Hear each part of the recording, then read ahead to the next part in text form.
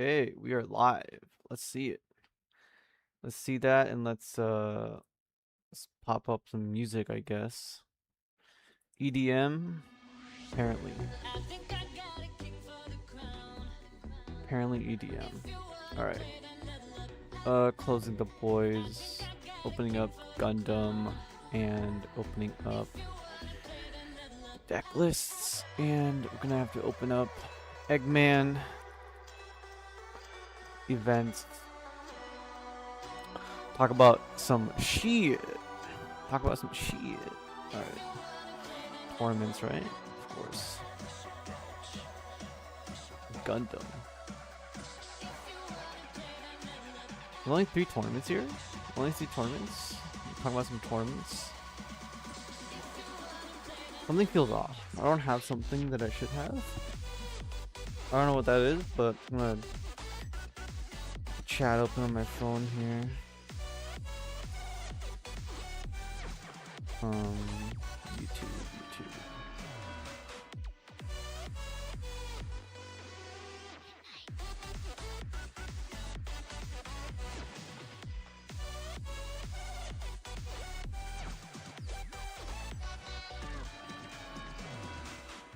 We up, Shaggy. I'll be on in and out of the stream today. Busy day. Eggman dropped this week's power rankings. Maybe worth looking into. Yeah, we'll talk about all that. All that jazz. That's exactly why I'm doing this live stream. I don't have to do like actual videos on Gundam if I can just do live streams for you guys. Although I should be uploading a video probably before the weekend for sure. If not like 2 or 3. Yeah.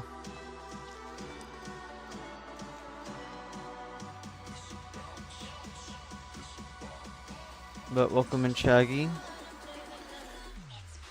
I woke up with a like toothache this morning. I think I slept on my face like completely wrong. I'm like, I'm gonna brush my teeth, go to sleep, and then boom, like just woke up. But it's getting better now.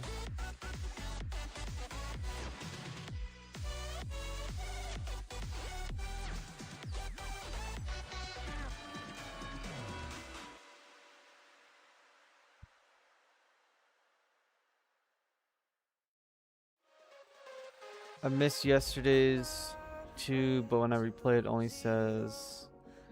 plays seconds and ends. Yeah, I don't know. Let me look at the last stream because it did clip out yesterday, so maybe that's why. Yeah, it does say that it's up for 3 hours. This one, right? There's live testing and gameplay. 5 hours of streams, damn. I need my wisdom teeth removed. Yeah, I still have my wisdom teeth. I mean, they're completely destroyed over the years, but I never got them removed. My dad was like, he said no, we're not supposed to get our wisdom teeth removed and all this stuff, and yeah, which have caused some issues growing up, but that's probably from malnourishment and stuff and all that jazz. Last few seconds. Let me see. Get to play. This one works. 1/7. Let's see this one. No, that's the CV one.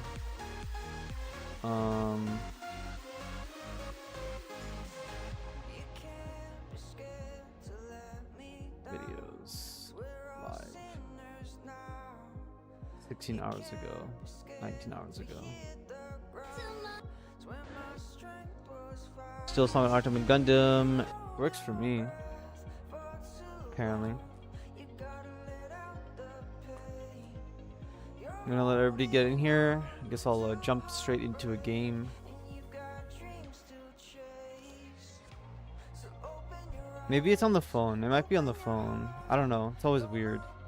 But Might have updated. Sometimes it maybe does that since it's a live stream. It might be checking to make sure there's no like copyright and stuff like that. I have no idea though.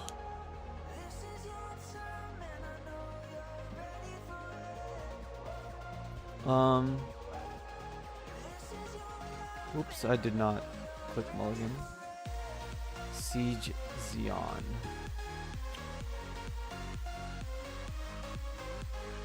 Let's hope we can get everybody in here. I still want to do like game streams of playing video games and stuff. I'm not 100% sure though, because then I'll probably be doing that for a few hours and not more Gundam. Hopefully my internet does not reset today and we can get a nice smooth stream for a bunch of hours here.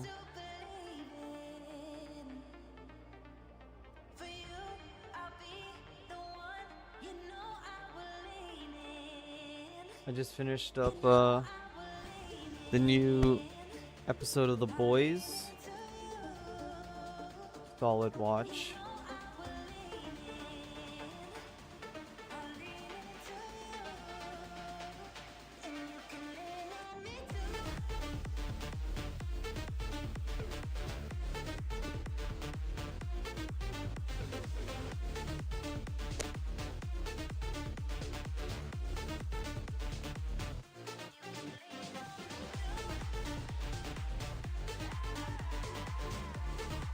Playing red, eh?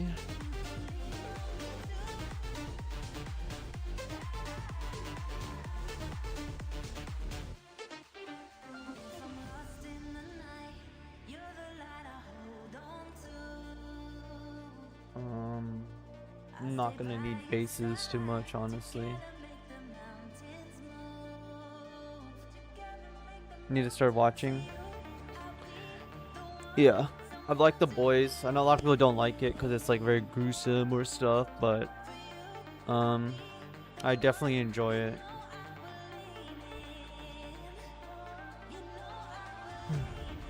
Been watching Rufia and said, not gonna lie, it's just corn. It's kind of meh.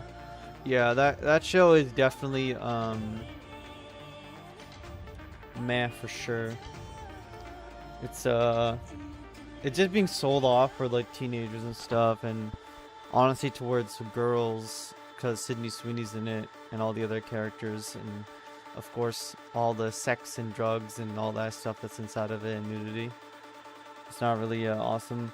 Won my first game at locals last night using what I learned from your videos and streams. Thanks, coach. Hey, Duffy. Glad you did well, my guy. Glad you learned and did well. I appreciate all you guys who come back and let me know that you guys did well, whether it's in the YouTube comments of the videos, of the decks you guys liked, or a variation, or in live streams, of course.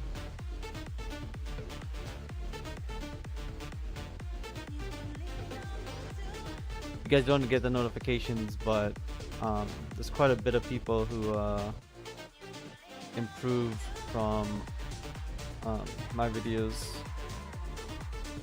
Yeah, what'd you run? Here we go, here we go. We had I think we had a new type win.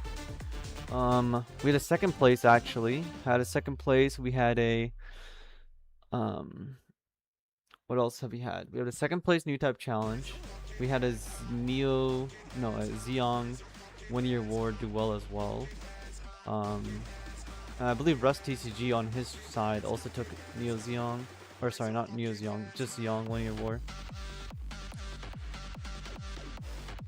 So I got top 4 of my new types in purple red. I think the meta is feeling diverse. Maybe I was just optimistic. If people are gonna net deck like the sloppy like GM slop basically, or whatever they want to call it, GM spam, then purple red will do quite well if it can match up into those decks. And then of course if people don't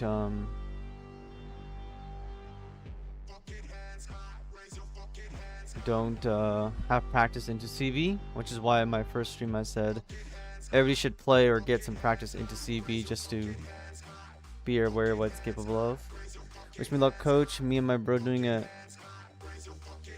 New York City today, and my C mean. He's running your clan deck. I'm playing Wing Zero. Hell yeah, dude. Clan and Wing was like my two favorite decks in Gundam, pretty much. Okay, I need to destroy this guy's everything essentially.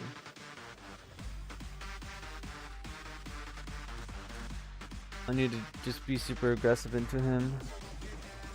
Red, purple, ping with Neo Zeong. Hell yeah, dude. Playing Tekkaden ping. New type challenge up. Good luck, Shaggy. Hopefully you guys do well. I swear my you guys are not my clients, but I swear my clients make more money from Gundam after they get coached by me than I do coaching them. Which, yeah, if any of you guys want to sign up for coaching with me, now's a good time because I'm finishing up some of the sessions with my other clients, and I'm also I'm gonna be leaving in August here to go get married, so I'm gonna be gone. So if anybody wants like to pre-order GDO 5 coaching and get that done out of the way as soon as possible, because I'll be here when GDO 5 lands. I'm just gonna be gone like a week into it, so if there's a certain deck or anything in that set.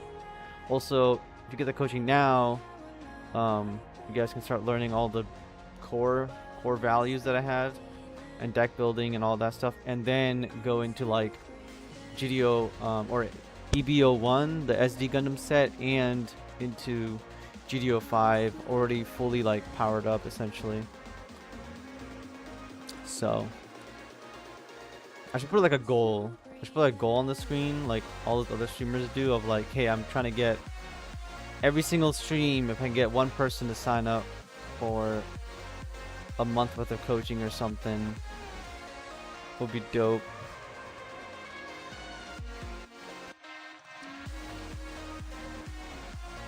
Yeah, new type challenges are cool. I'm not going to my new type challenge or my I did not get into the store championships and all that. Been married for 3 going on 4. Hell yeah, dude.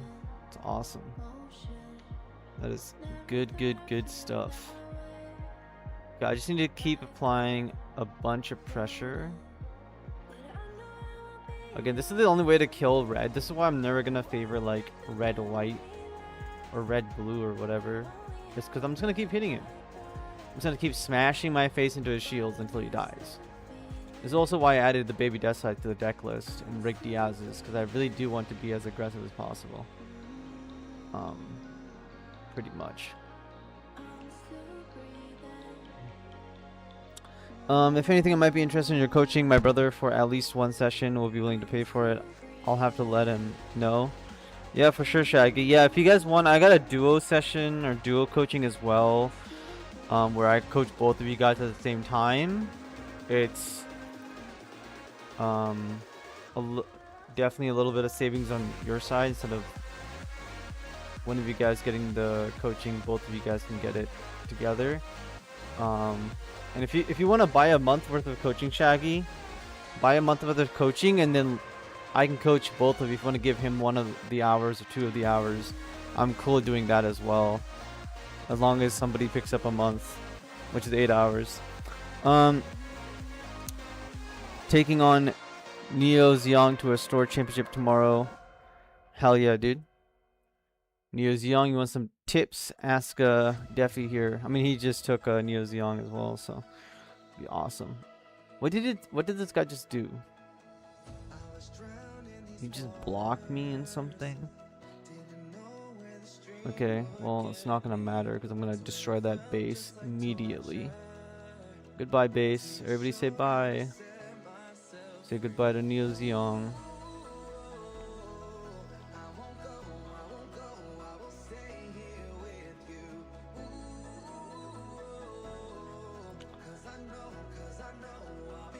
Alright, and honestly, I'm just gonna put this on. I'm not gonna bother, I'm just gonna win my turn. This is an Academy JK. Hello, Stella. This is not Academy, you're correct. But probably after this game, or maybe one more game, we'll talk about the meta and everything. Sayonara. Sayonara. I won. Alright, one more game and then we'll jump into other stuff. What does ghost messaging mean? I've seen the popping up of thoughts.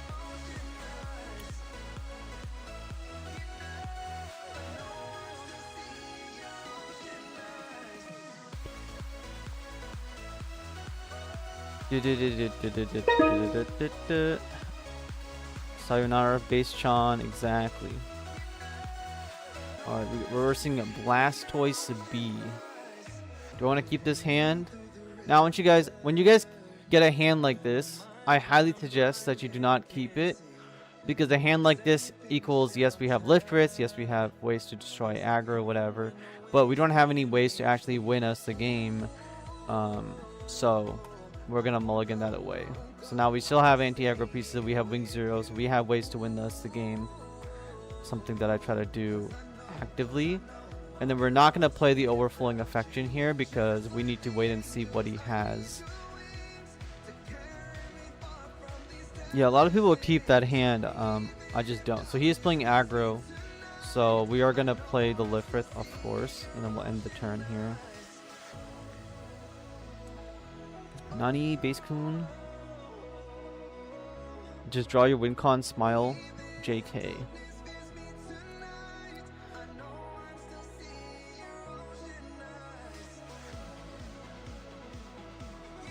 Okay, let's block him.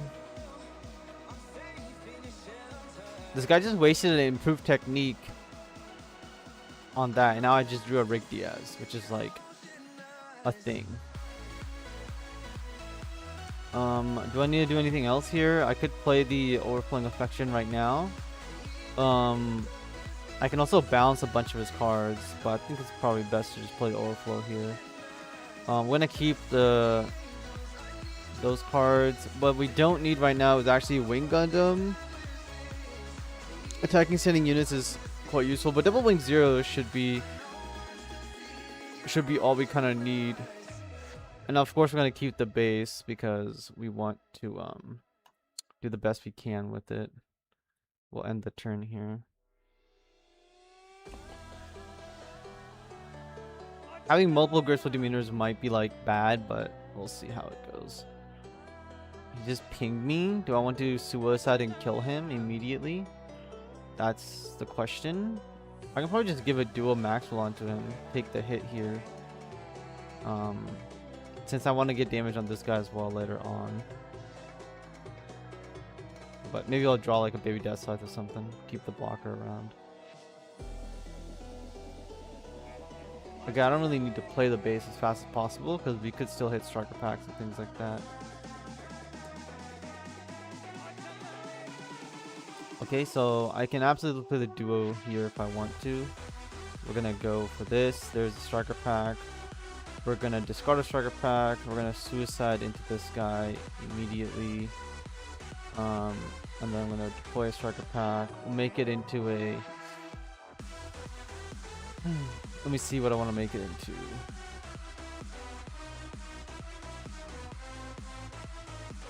A 4-2? Let's make it into a 4-2. He could have Fatal Strike, but no one's really playing that.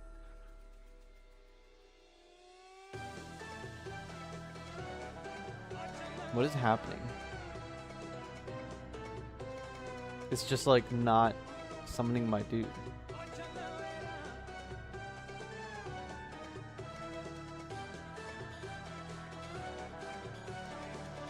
Okay, Mobile Spin Arena is just not working. Which is fantastic.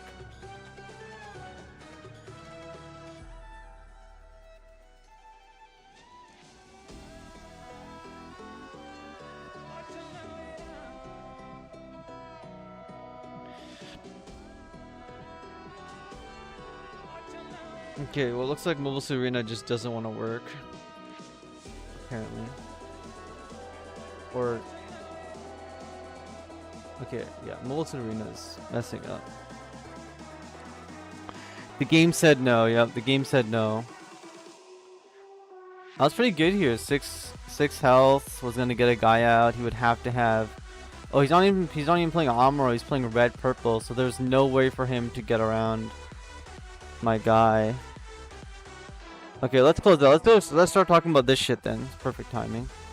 Okay, Eggman tournaments. I guess if we want to start this off, we got to talk about it from the beginning, which was April 21st. So GDO 4 format kicks off. We have this like small tournament or whatever. Right, I think, yeah, 23 players. We have the top cut. It's all of these decks on screen, and we find out that nobody wants to play like aggro, like actual aggro. There's only one Barbados Rush in the top playing Blurple, and it was just a classic Blurple build. Nothing wrong with it, but now obviously it's literally just GDO 3 like Blurple, right? So the guy just brought GDO 3 Blurple, pretty much with, I guess, Soccer Warrior in there, and that was it.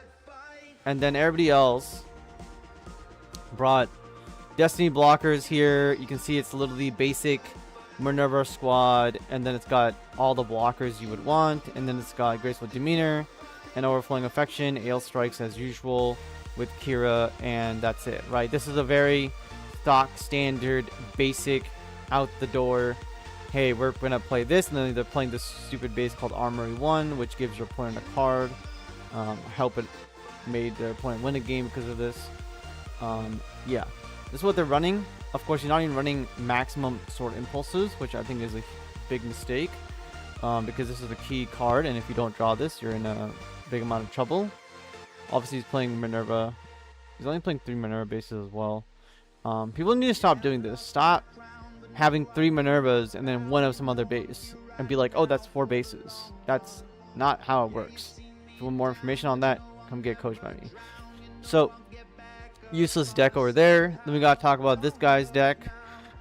This is just, again, just a Dynamis aggro deck. Still not utilizing any of the new GDO 4 cards. Came stock standard. It's fine.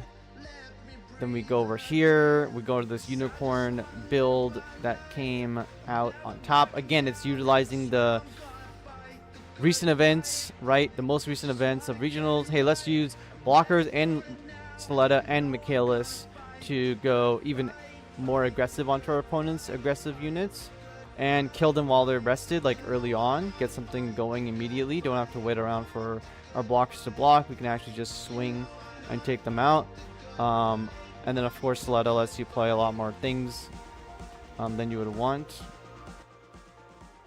And so, nothing overall that's too crazy here. Multiple healthy curiosities, 100%. Do not play this card. Don't play 7 copies of Upstart Goblins, essentially. It's not worth it. Kind-Hearted is a little bit better because you can play it at the end of your opponent's turn. So you can get actual value out of there, and it's fine holding up Kind-Hearted and Unforeseen Incident and so on. So definitely better than Healthy Curiosity just because it can be used in the action step. I don't know why people are using Industry 7. It never does anything at all. And everything else is like basically fine, okay? But again, this deck really... Wait, are there no show resolves? There's no show resolves in this deck. So this guy just wants to play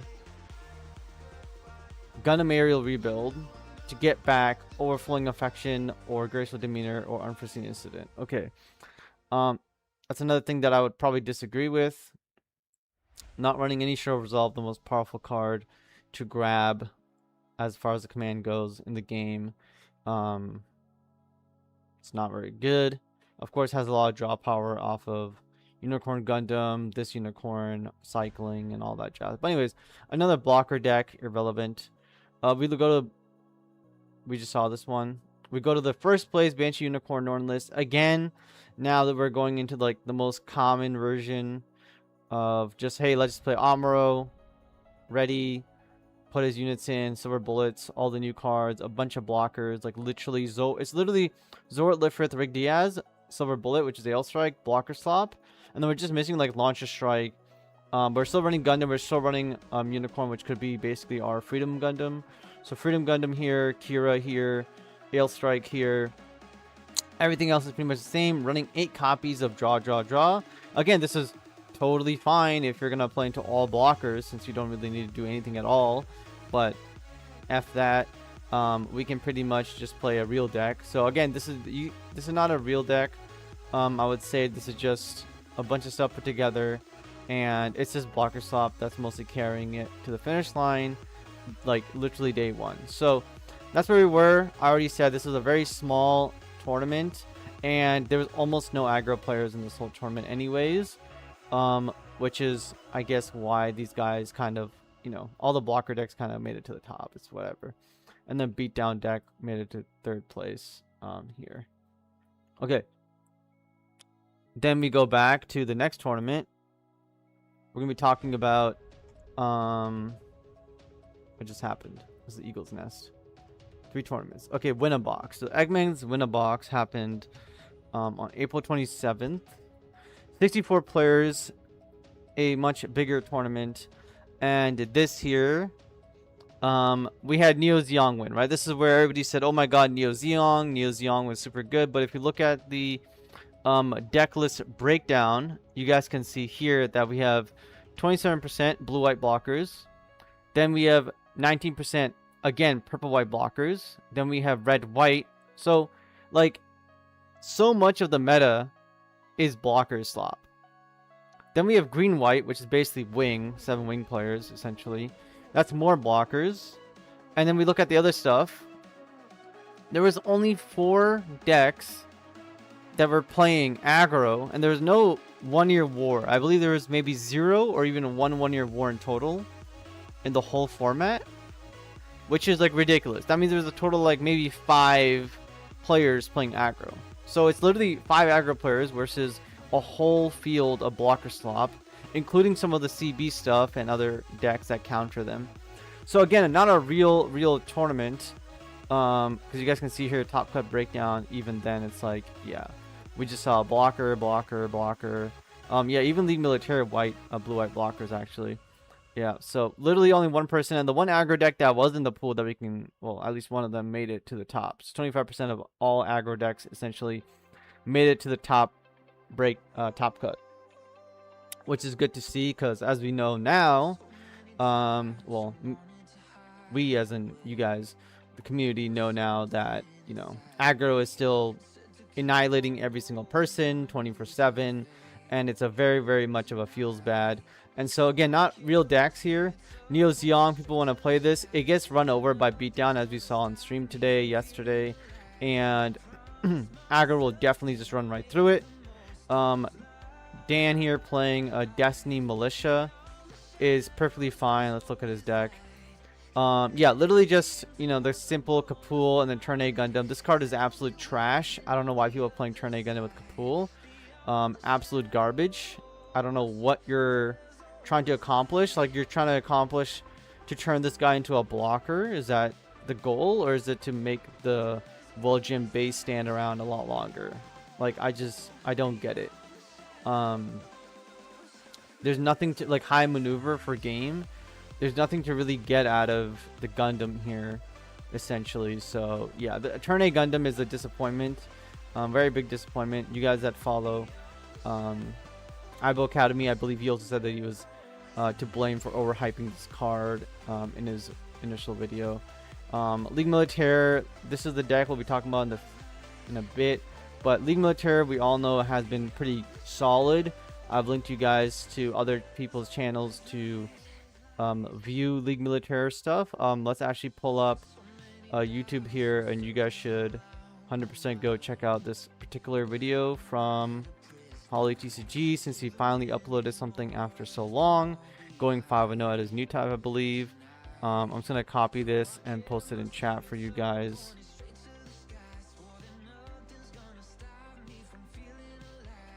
Okay, that's the video. You guys should definitely go check him out. I'm not subscribed to him. I guess I'll hit the subscribe button live on stream. But yeah. Okay. So yeah, again, this deck, I'm not a big believer in Banshee because it needs your opponent to have rested units, and thus I'm not interested in that. Especially we're not going to be able to rest multiple of their units. There's no siege ploys, no Amuros, there's no card that we're using that can just rest 2 or 3 units at a time. So I'm not a big fan of this card in particular to run Banshee with Rahid. Also, like if you're going to play this, it's obviously better into red using this guy right here. And then of course you can kind of go, I think, again, when you're using Gundam and Amuro, okay, when you're using Gundam Amuro in any of your decks, look at this. We play a blocker. Then what we do is play Richie Gundams twice. Then what we do, we go into like the Gundam Amuro turn, rest something, kill it, swing at shields. Okay, then we go gun easy, rest something, swing at shields. And basically our opponent is dead again. If he's not dead at that point, we can go V-dash Gundam, rest something, swing, breach, do even more damage. So like anytime you're using these like level 4 linked units quite heavily, especially with Amuro and Gundam inside of it, you're just bypassing your opponent's defenses completely and going really aggressive at them, and it becomes a beatdown deck. Amuro Gundam and Kira Ailstrike are both beatdown decks or beatdown pilots that have the ability to rest your opponent's defensive mechanisms or anything that they need to stick around, like Core Fighter or whatever, and then just take it out, right? Or they take out a shield, pump up all your guys to get around blockers or do a significant damage, which basically makes Gundam, I mean, if you look at this from a Magic the Gathering perspective or any other game, really, he's literally a lord pumping up all your guys in AP. That's not a defensive gun. He's not a defensive tool. He's an offensive tool, and then he gets to stick around longer from repair too. So, like, he's literally made to go into like offensive decks, and that's how a lot of these white decks and white-blue decks end up winning, because they run any amount of early game units, a lot of 2-cost guys, and then they start dropping Amuro Gundams, resting your opponent's units, and swinging for game over and over again. Even in blocker matchups, and then they kind of like naturally progress. Lucky for them, the blockers are also able to attack your opponent's HP or shield, unlike walls and magic and so on. So it's kind of like why I never use Gundams in any of my decks, because if I use Gundam, I have to turn the deck into a offensive deck rather than a defensive deck, and I don't want to do that. Having Amuro just to rest something, that's cool, but as soon as you start including these level 4 Gundams, it's like, okay, now we're just opting into swinging hard earlier on in the game. Same thing with Victory Gundam, generates you card advantage and also swings early on, and big value there. So yeah, anyways, then we have Barbados Rush. This is just stock standard. Yeah, stock standard again, not playing anything new. There's this new base, which is rest a unit, no big deal. Barbados, yeah, CV blockers, Kairos. Let's look at this Kairos deck real quick. Yeah, red green, he's running a lot of these low end cards. Not really my cup of tea. If you want to go like super low end, start playing all the 1-drops, you can, and just go really aggressive. Destiny blockers, Barbados is this is a purple white blocker list that I also had made. Obviously Tekkadan might be the best package you can include in any deck because of all the ping damage that it allows you to gain access to, and then obviously control your opponent's board from that point on, and then again draw this card off Barbados first form. Like this plus Amuro or Kira or all 3 in the same deck, if you could run tricolor, will be very good. But yeah, anyway, so we can see basically overall that again the meta is not very aggressive here. We're seeing like one aggro deck here, and then everything else is kind of the same. Let's see the Wing Zero deck. Yeah, still playing Kira slot, Freedom. This is a blocker heavy version because he's got Freedom in here. Tons of blockers. So the meta hasn't really changed. Again, it's heavy blockers. We're not really seeing anybody aggressive in the meta game, which will change soon once I go back to Eggman actually. Tournaments, Gundam. Okay, this is the most recent one, right? Yeah. So the most recent one, we can actually see that aggro takes over quite heavily, and Wing also starts to sneak back in a little bit. This tournament was also 67 players, so we're seeing a lot more players now. actually coming online for this tournament, Eagle's Nest, which is not Eggman's tournament, I believe, but it's like Rika's, the other guy. Let me check on chat before we get into this one. It crashed on me. Might be a good time to start meta discussion. I built Minerva. I hate Minerva. Destiny Gundam always avoids me or gets into my shields. Yeah, if you're gonna play Destiny Gundam, I mean, you can get it back from the level 5 Destiny. I believe it's like Force Impulse. From your trash your hand. I think you only need 3, but if you're gonna do like a heavy blocker version, you're gonna run 4 Destinies and just revive your blockers. They let Kind Hunter draw an opponent turn, but not lift with Exactly. Those bastards. Skull. I think recent tournaments are the realistic construct of the meta. Exactly. Little cheeks. Yeah. So now we get into the most recent one. I guess not even the most recent one. There's a newer one that happened just last night, this morning, for me essentially. So we're looking at this meta cut now. Now we can pretty much see that, okay, first place was Barbaros Rush, and you guys can see that purple.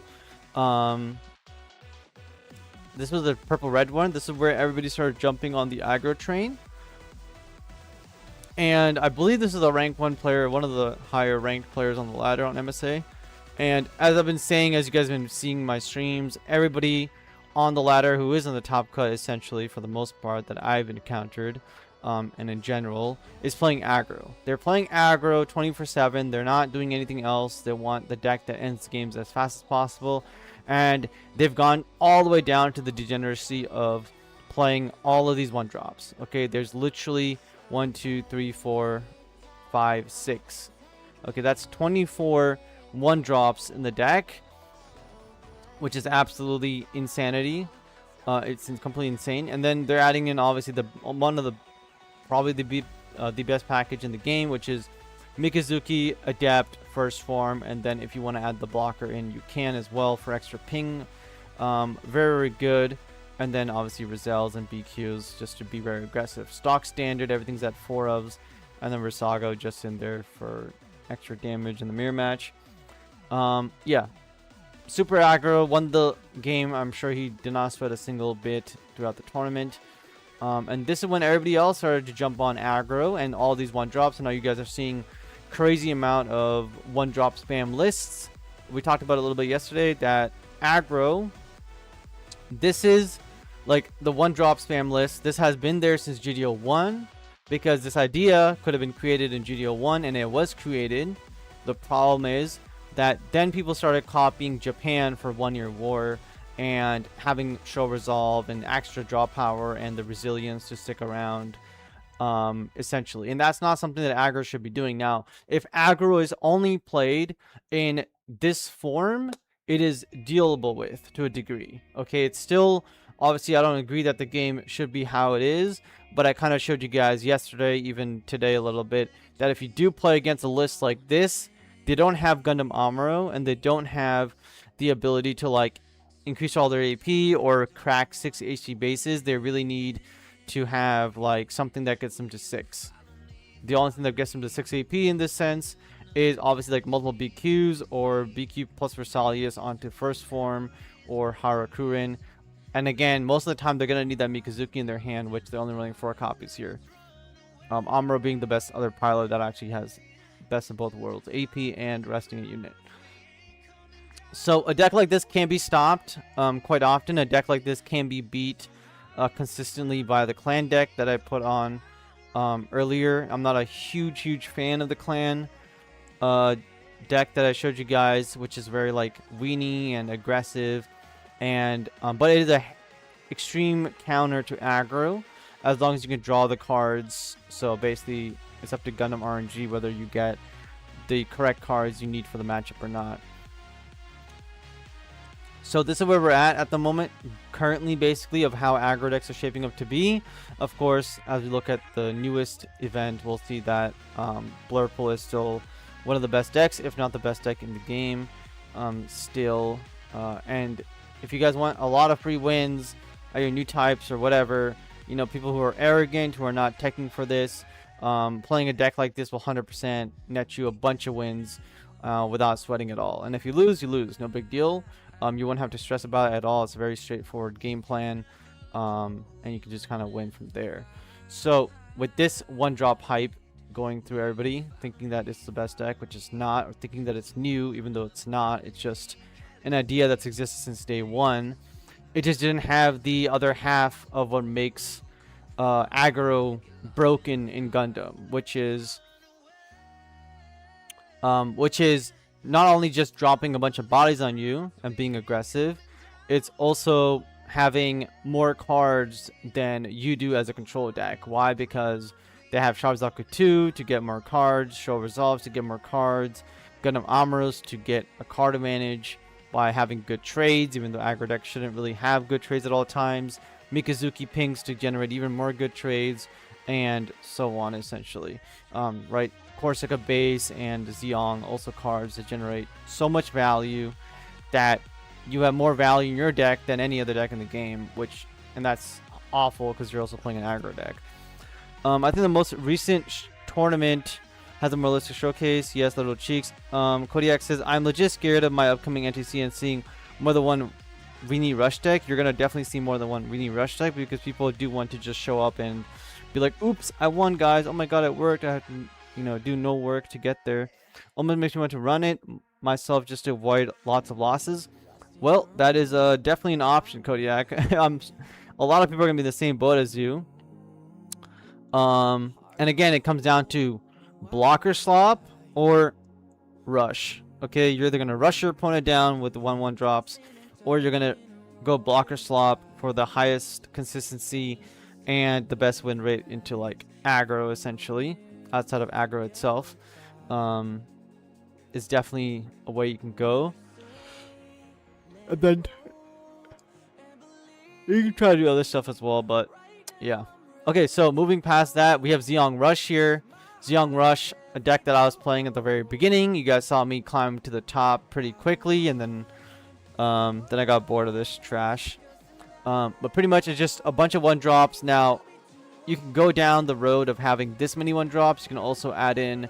Now, Shabazaku 2 is very important in the deck. The reason why we're not playing the token Shabazaku 2 is because we have Zeong. Zeong essentially just replaces that one. You'll see a lot of people only playing 2 Zeongs, basically replace the Corsica base. I think 4 is still...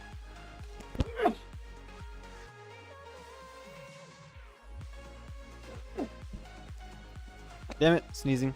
I think 4 is still mandatory, essentially, that you want to be playing a 4, because I don't think aggro...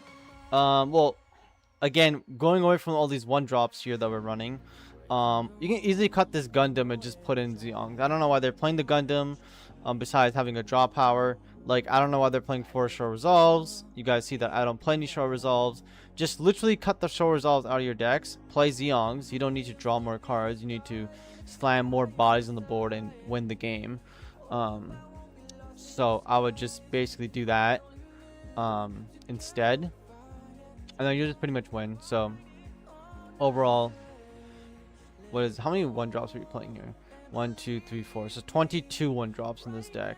I would literally cut the Show Resolves, add even more 1-drops, and then I would literally like cut the Gundams, add the Zeongs back in. And if I really want to keep something in the deck, I would like cut 2 of the GMs here and then re-add in something else that I want. But aggro, then we can see CB Green Red Kyrios. So he is only playing 2 of these. He's playing a bunch of low cost units. I don't know how this deck exactly made it to the top cut, but must have been rolling pretty hot. And of course, people might have just disrespected the Kyrios high roll with Dynamis high roll potentially. Again, aggro, wing. Let's look at the wing deck real quick. So going back towards, again, he's kind of going towards the heavy arms here, trying to link up early, making sure that something can link and swing big, especially into Gundam links and other things. Playing a shit ton of blockers. Like, this is literally just a blocker slop. And then obviously using Destined Battle to force people to swing into probably Freedom Gundam or anything else like Ale Strike, and negating their chances of attacking into you, which is cool. But again, the thing about Destined Battle is that it's not a horrible card. It's just that you do have to like use it in the action step, which means one of their attacks will already get through. So you basically have to go, okay, I'm gonna block you, action step, force everybody else to swing into my other guy, basically making your opponent not swing. These are cards that are going to be very good into like the 2-2 spams, because they literally would have to suicide all their guys into something that is rested or skip their turn, which is something you can basically go about doing. Okay, so nothing too big here. I will obviously pretty much never play blocker swap wing. That's disgusting. Moving past that, pretty much nothing else is really important here. We kind of like get to all the decks that were doing okay before, but as soon as aggro hit the picture, it just completely annihilated them out of it, essentially. So now we get to the newest event, which I have to actually go find, I guess. I don't know why Eggman doesn't have it up already, actually. Yeah, he doesn't have it up already. I don't know why, but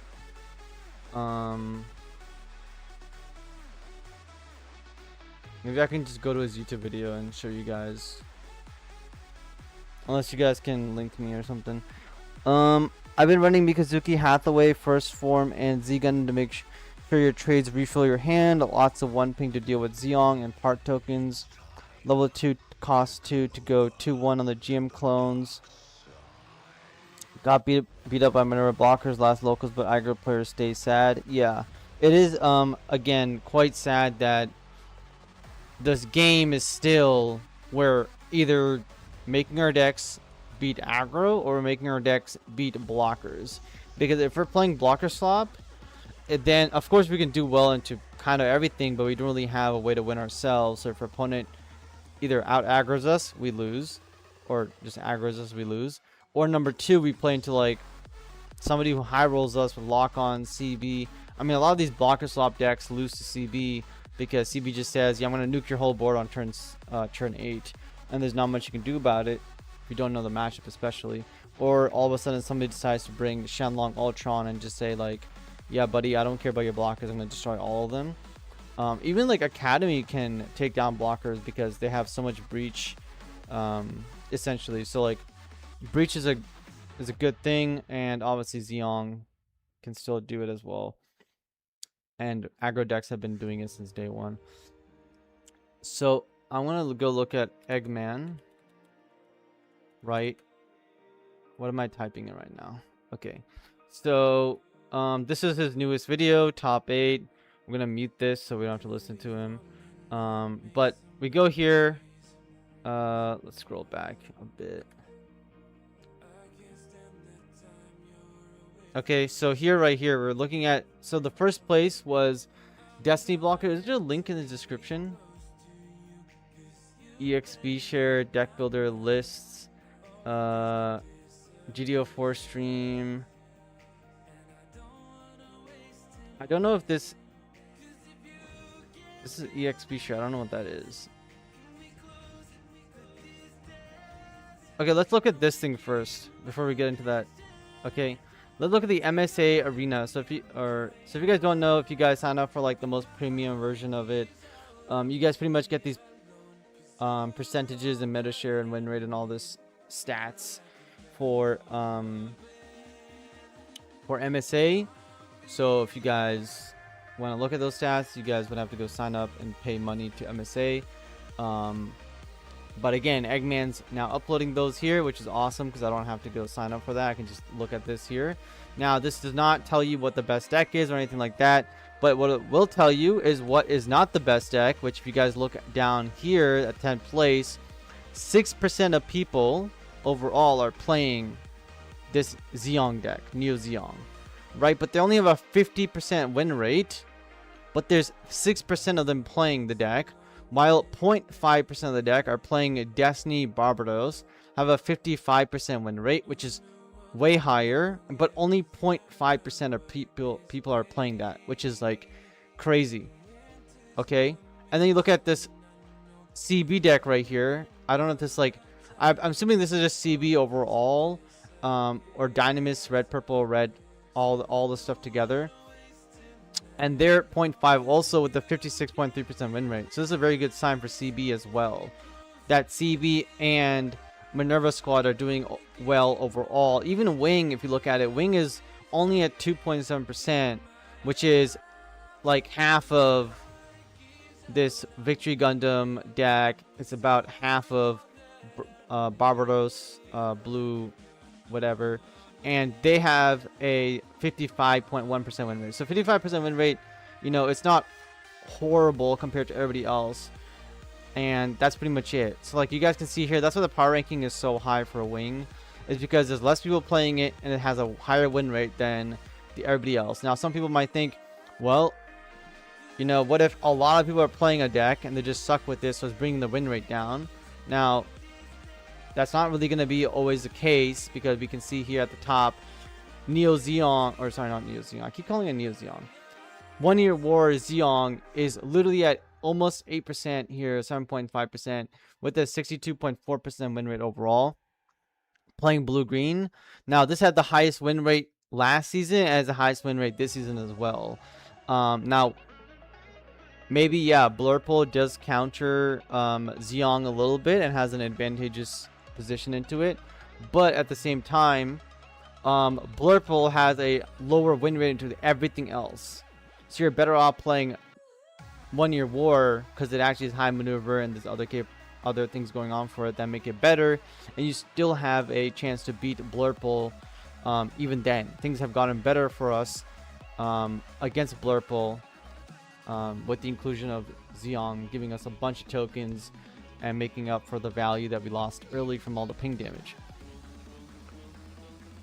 I run Academy, Ultron Shenlong, hell yeah, Shinobi. I think number 6 is Amuro Dynamis Rush. Yeah, okay, that might be a Amuro Dynamis Rush. So yeah, basically, if it's Amuro Dynamis Rush, yeah, it's blue-green here, sorry.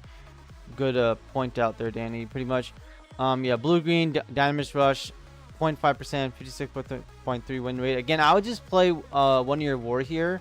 I playtested this with Echo day 1. Then the person who took this to nationals and got top 8, I believe, with where this deck kind of originated from for the public. He had to high roll, and if you guys go check out his interview, in that he even says that he had to get a little bit lucky and high roll, and the deck was kind of leaning on you know, getting the Dynamis link as early as possible in Gundam Amuros to really be effective, and also pairing into the decks that he wanted to play into, essentially. So yeah, you can play this if you want to. I still think red purple CB might be pretty good overall, because it does pretty well, and you guys have been doing pretty well with it as well. Okay, for the Eggman US list, I don't know how to link it properly. If you can DM it to me, that might work as well. If not, it's all good.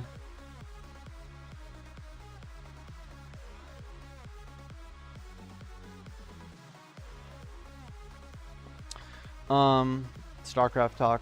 Yeah, so pretty much looking at this share over here, I don't think that, I always tell people, like, Neo Zeong is not going to be the best deck in the format. It will get blown over by aggro. There's too many aggro players always, and aggro is going to be one of the most dominant decks. If you are going to play Neo Zeong, you're going to be playing it basically purely blocker slop. And if you're playing purely blocker slop, as you guys saw on my very first stream or second stream live, it was blocker swap that was holding me back at the very end of getting rank 1, and we had to swap over to Shenlong Ultron for a quick 3-4 games at the end there to beat the same 2 people that I was pairing into. So blocker swap, always disgusting. All the other decks is fine. The O, you know, the O having a 54.7%, so 55% win rate, you know, is pretty good for only 1% of the whole metagame playing it. I still think that the O is really, really strong. The biggest thing that's holding the O back is actually Neo Zeong here. But if you can actually change how the O operates, because it's only level 7. Level 7 is still around that mid-range capacity of level 6 units. So you can still put the O, change up the deck how it wants to operate a little bit, and favor it into destroying Neo Zeong by doing a bunch of damage to your opponent. Again, depending on how people are building this version of the O, it could be running Amuro and not running Amuro. It could be with Victory Gundam, all that stuff together. But I think the O still has a place in the game. It's just not the biggest, the baddest that's out there anymore. There's obviously Neo Zeong, and that sucks for anybody who wants to play any other defensive deck, because Neo Zeong is the biggest and the baddest. And also has the burst capabilities of red, being able to bounce everything, and on additional with white, being able to play Striker Pack and Graceful Demeanor to go super crazy on the burst and have that RNG factor of actually using the shield mechanic that Bandai loves to use. Everything else is kind of fine, but we can see here that aggro is still having the most dominant success. Both of them having a above 60% win rate and very, very strong. Combine these two together, you'll have a huge win rate. Again, I don't know exactly if this win... I'm assuming that this win rate is also counting mirror matches and playing aggro into aggro. If we take away that aggro is playing into aggro, the win rate of this probably skyrockets to like 80% or more, because it's ridiculous. Let's see if Kodiak got me the link. Eggman, here we go. Okay, perfect. Thank you, Kodiak. So this is the newest. This just happened last night, this morning. I believe it was going on like 2 or 3 in the morning for me. So we're looking at the first place deck list, Destiny blockers. Why does this deck win? Let's take a look. So we're playing Lifrith, Rick Diaz. Not too many blockers here, but then we add up these 5 blockers at the end game here, and then of course we're... Okay, so nothing too much. We're not going super crazy on blockers. And he's actually not even playing a Blast Impulse Gundam. Very interesting. So this is a very interesting take. But he did lock in on Look at Determination quite a bit. I guess to just kill the GM spam that's going around a lot. I don't know exactly how the final game went. Using Graceful Demeanor. Base is irrelevant. Zahart, of course. Kira, Ale Strike. No Sword Strike, Perfect Strike to bounce tokens. GN Armor type. This is a card that, if you guys don't know what it does, it basically destroys a token. And sometimes you get the Zahart ability off to reduce someone's AP, and then again destroy them when you deploy it. Unfortunately, it does not work with Kira, but it could work with like permanent score 6 to reduce someone's AP. Play this and pop it. So I think this deck build is interesting. Is it the best deck? I don't think so, but good job for him for creating something that was not fully blocker slop. Obviously having to do kind of better overall, like in terms of like RNG, trying to get the sword impulses to the trash. Really not utilizing the resurrection for anything besides that. Choose one Minerva card, right? Yeah, he doesn't have Blast Impulse Gundam, which I'm very surprised he's not running Blast Impulse Gundam. I wonder why that is. Maybe it's because it has 3 HP, or maybe he... Yeah, I don't know exactly why. I feel like he got pretty lucky that he didn't lose to aggro straight out, having only 6 early game blockers and nothing else to really combat it in the early game. But it's cool. Round 2, here's Harris here. Obviously playing a kind of a stock standard list of 1 Year War. He is running the Charizard here that summons a token. I feel like he would probably just have done a lot better if this Charizard 2 was actually upgraded to a GDO4 card, the Zacharello, or more Zeongs and additional 1-drops. Probably would have done better for him. Now, the reason why you might want to run Charizard 2 is because if you do put a Char onto him early and your opponent kills it, you do get that immediate threat of going aggressive into your opponent. But I feel like that's just not necessary. If I was going to run a Charizard 2, maybe run 1 or 2 copies of it, period, at most. But you really don't need to. You really don't need to. I've been doing a lot better without it. Because that line is so small, and you do need your pilots for Zeong most of the time. Of course, you're not running as many Zeongs, so he doesn't need as many pilots for the Char, but I would still say that you do that. I would even say that you don't want to run as many white bases, or you can even cut all these bases if you really want to go super aggressive. I think aggro decks really just want to stay at 2 bases for the most part, especially now we're moving into the new sets coming out. Even Corsica base at 2 is not really the best. I'd rather just play 2 white bases or stick with 2 Corsicas and call it a day. I would probably start favoring white base, but when you do hit 2 Corsicas in the same game, it is kind of stupid still, which is why the card should have been basically banned, or they should have never touched it in the first place and said, told us to basically go down the hole. Providence list here, 3rd place. I don't think this deck is super good. Obviously Justin built this deck and he loves Justice Gundam. I don't think this is the way that the deck should be kind of built towards. This is obviously still utilizing the entire shell of 1-to-1 copy of exactly how his deck was built from Nationals. Literally the exact same deck, and all he's done is taking out 2 battle aces to put in 2 overwhelming pressures. Actually, he's upped the number of close combats and improved techniques in the deck as well by changing one. So one unforeseen incident became a close combat.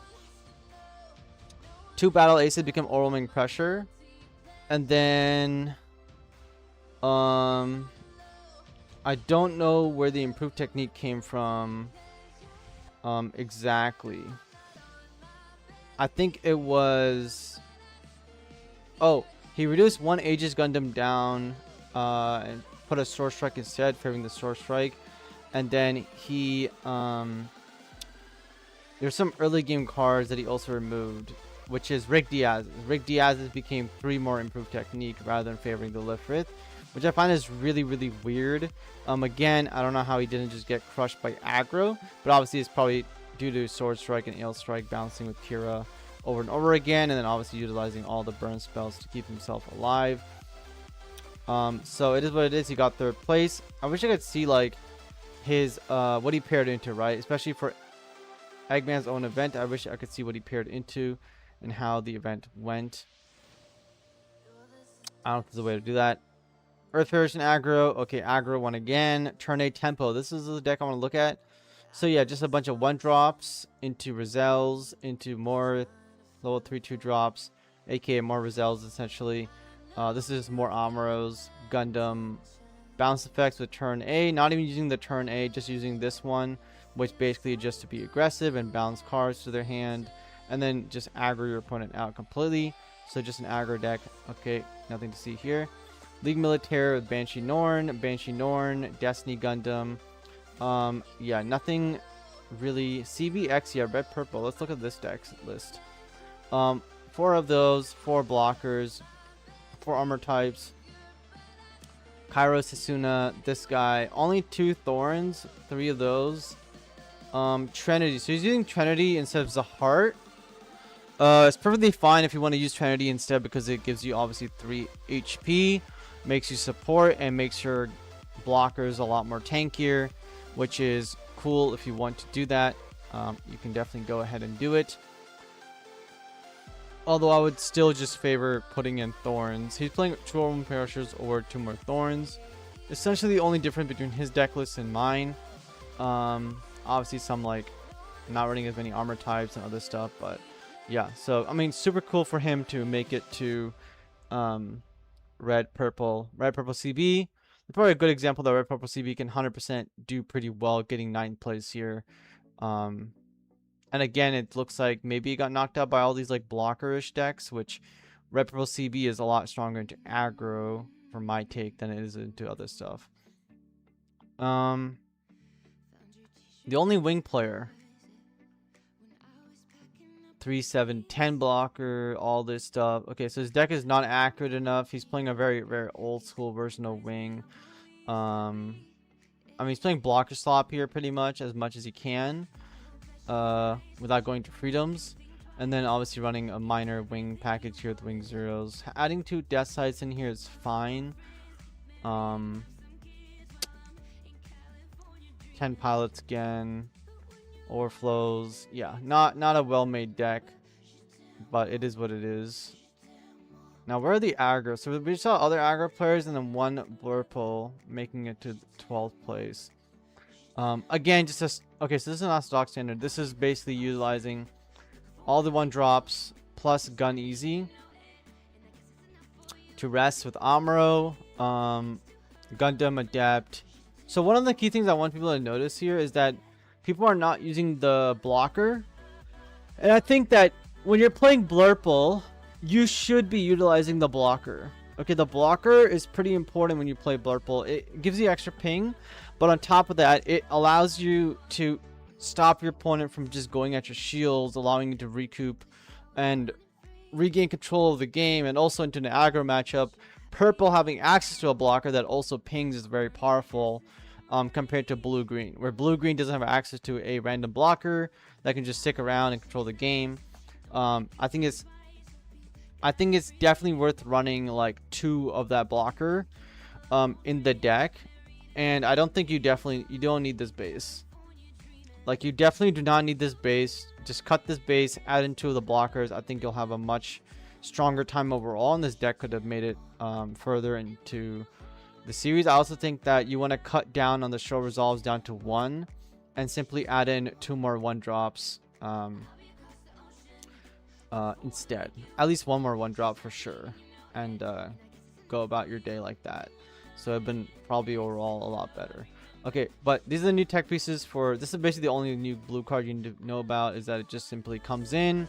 It says choose one of your active League military units, aka itself, and one enemy unit, and then rest it. So basically just rest itself, rest a early game blocker, and then you can kind of swing through and win. So now you have so many ways of just going through your opponent and doing well.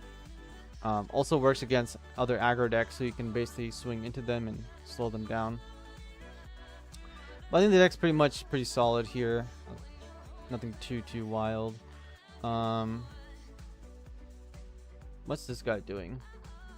Again, I think a lot of people. This is the same deck list. Yeah, this is the same deck list we already saw, I guess. Soletta Michaelis in the early game, I think it's solid. It's been solid since GDO 1, but I think you guys need to be very aware of, like, this doesn't automatically net you a lot of wins. This is something that is overall solid. This is also where, if you guys were going to play, again, like Academy Manager, right?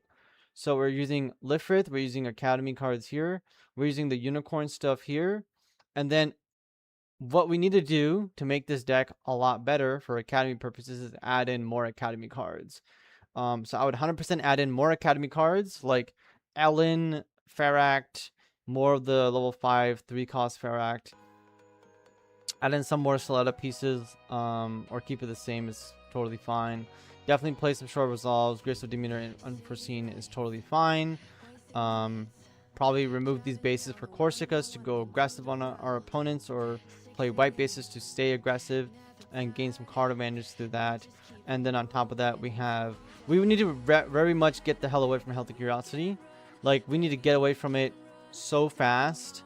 I don't know why people are playing this card so much. Like, we need to stop. This card is one of the worst cards in the game. It's just one of the worst cards in the game. Until we get a way to discard like multiple Healthy Curiosities from our hand or from the deck to the trash, this card is just not it. And Kind-Hearted is just barely saved because of the action step. That's the only reason this card is playable, is because it can be played in the action step, which can catch, like, we don't have to play it on our own turn, wasting our turn. We can be flexible with it. Yeah. This card, again, I already talked about. This card is solid overall, and because it's baseline suppression, baseline get abilities, totally fine. You can pretty much just write aerial rebuild over this, right? Just scratch this out, write aerial rebuild, and put a nice aerial sticker on it, and yeah, you're good. You're good to go. Let's go back to chat. My guess is Impulse got traded for Perfect Strike to give it her tokens. Yes, that is also my guess. Honestly, though, if he loves Justice, that's base, not gonna lie. Yeah, Justin loves Justice. Yes, making it work. That guy, I don't think that's not Justin. Trex is Justin, I believe. Which, but yeah. BRB at like 12 when I take lunch. Hopefully MSA is back online by then. It probably will be. Superfly guy 345. Local information is most likely what carried him to beat aggro at 4. Turn to deterrent and removal burst potential. Burst removal potential. Yeah, exactly. That's probably what happened. I didn't see the games. Obviously, the games were being streamed on Eggman. So if you guys want to go check out the games, or maybe what he had to say about all these decks, you guys can go ahead and do that. I'll like his video here as well. Okay. He replied to me. Let's go check out Russ's reply. I need to test every day before Montreal Regional. LOL, I wanted to play Blue-White League, but couldn't find the missing cards on time. Damn, coach. He did what needed to be done. Ha ha ha. I need to test every day before Montreal's Regional. LOL, I wanted to play Blue-White League, but I couldn't find the missing cards on time.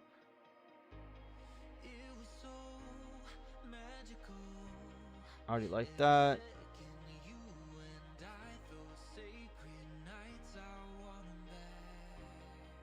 Test every day. Crazy. Couldn't find the missing cards on time.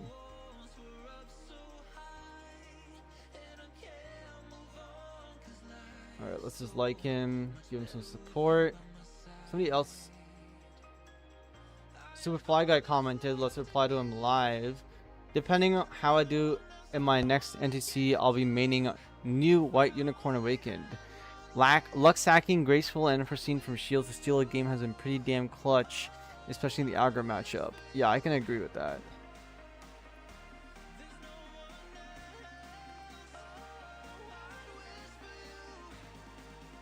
Okay. Healthy Curiosity makes sense in a Banshee Norn deck because you can exile it, not the Unicorn Academy deck though. Yeah, if you really want to fill up your trash, but again, I still don't think that you want to be jamming as many as possible into your trash. So, in terms of the meta, we're kind of, again, I still think aggro's the biggest one. RustCG is obviously still taking aggro to his tournaments, and he got top 4. League Military, if you guys want to kind of like do well with that. I think the deck is fine. I think the deck is inconsistent. I think Core Fighter is a necessity in the deck. I think the deck is fun to play. I think people will have fun playing League Military because it's very on theme, it's very thematic, and it kind of just gets the job done. It's also good into aggro.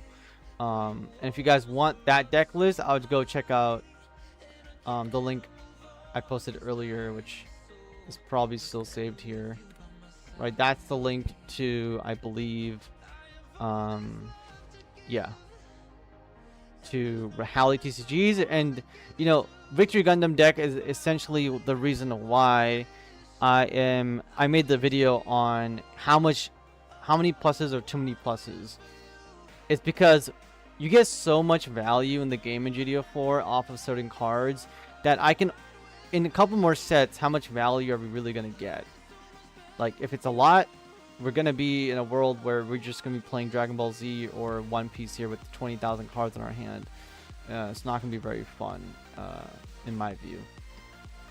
Let's get back to games, playing some more Wing. Hopefully that was a good cover-up of the meta and scrolling through all the decks and my thoughts, I guess, a bit.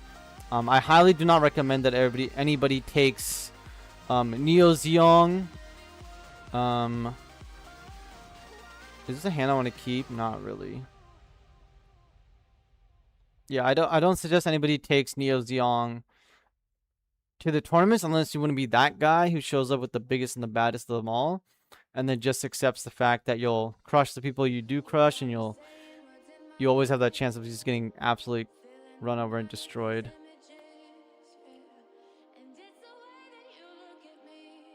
Okay, so we're playing against some Minerva deck. Gonna keep skipping through everything here.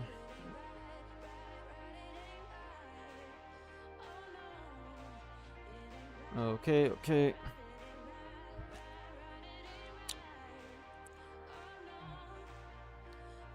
Appreciate all 51 of you guys being in the chat with me. If you guys have any questions, just reach out. If you guys want to sign up for coaching, again, just reach out to me.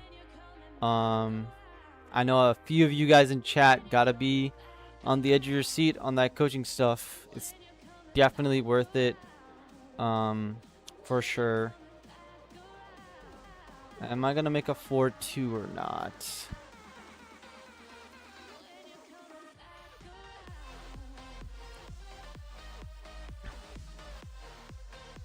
100% worth it. Unlike everybody else, I am definitely somebody who does it full time, and I'm a coach first, and then I'm like a card player and other things later. So, yes, exactly. Thank you, Stella. Stella always has that message saved, pinned. Not gonna block this. Just gonna take it. Could hit a striker pack or something. Hero Yui, I'll take it.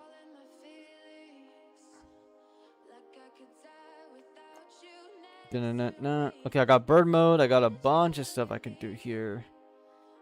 The question is, how much do I want to do?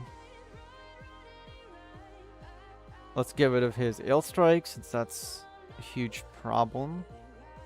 And then let's play... Do I play the base? Do I not play the base? Let's just play Path of Victory here, so I don't lose my base for free. Okay, we whiff, which is totally fine because we're gonna get a lot closer to Wing Gundams and Death Sights and stuff. And I'm gonna end the turn here. I wish I could pin it myself, but it won't let me. Even as a super mod, at least I could not see it. Yeah, maybe it's just me because I have control over the stream. Yeah, as a managing mod, I think you can only control what the title of the stream is and things like that at the moment. This is not Twitch.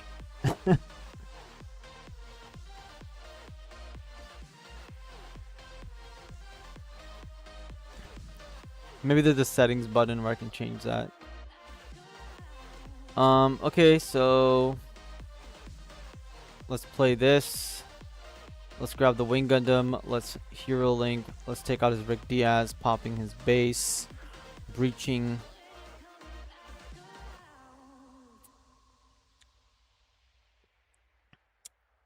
Heal. I'm gonna end my turn here.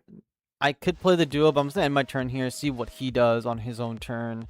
Because I have Wing Zero to nuke his entire board, which I'm gonna have to do at some point. Hopefully once he starts dropping like 2 or 3 units at least, because he has so much value. I definitely need to get pluses out of that. There's 2 there.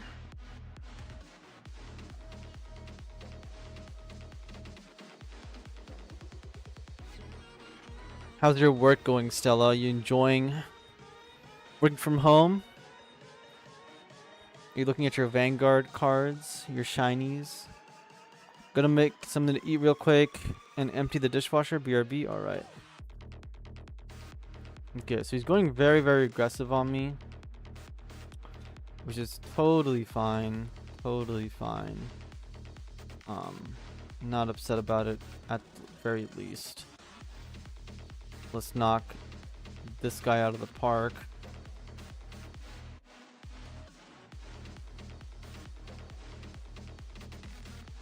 Let's heal my guy. Let's swing the Death Scythe out there. Take out this as well.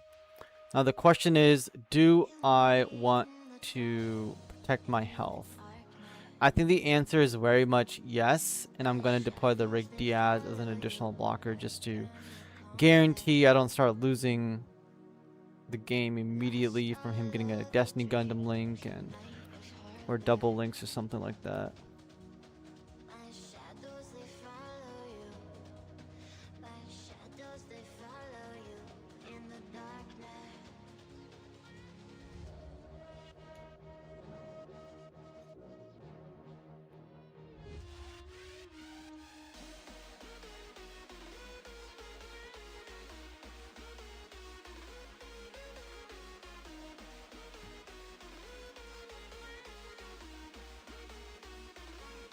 Yeah, Kodiak, we can 100% set up a date on Sunday. Just let me know what time.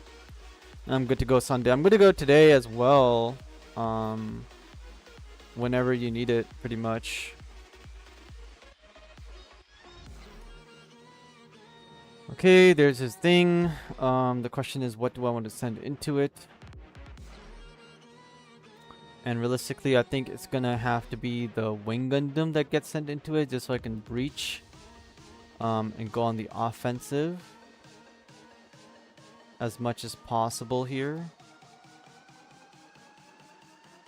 And then we're obviously going to attack his shields here. Hopefully he doesn't have a double link or something too nuts. And then we'll attack this into his shields as well. And we'll drop the wing 0 and end the turn. There's a base, no problem. Drop the wing 0, end the turn. Hopefully this is game. If not, I got obviously high rolled.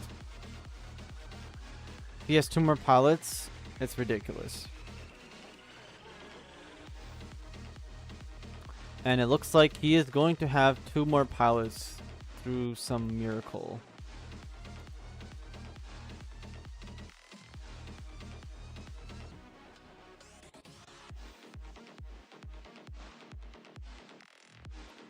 Like, this is what I hate about Gundam, guys. This is what I hate about Gundam. That I can lose a game to complete RNG and it's complete BS. 1, 2, 3, like another pilot high rolls to his win. Unfortunate. I'll try to do it today, but then I saw you streaming. I didn't want to interrupt you on that. Are you home right now, Kodiak, or are you at work? Because I thought you get off at night. Also, Kodiak, let me know what you want the coaching on the next session, whether it's today or on Sunday. I need to know what you want it on so we can cover a bunch of topics, because I already taught you the most important part. DX Taker, yes, it is a luck-based game. You're absolutely correct. I believe that was you I was playing against, DX Taker. Yes, it is a very much heavily luck-based game. That's what I hate about Gundam. I hate that there's no way for me to like make a decision that can help me get there even more, and link just wins the game. It's complete nonsense.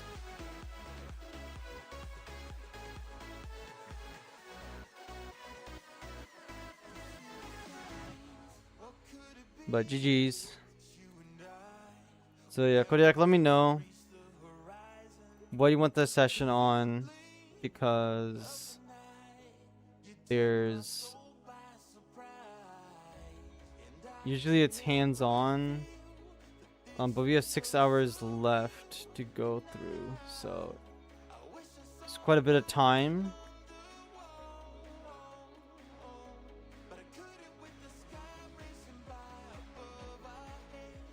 We don't have to get all of it done immediately, but it'd be cool to get all of it done before or right about the time that SD Gundam drops. I do wish units could do more on their own.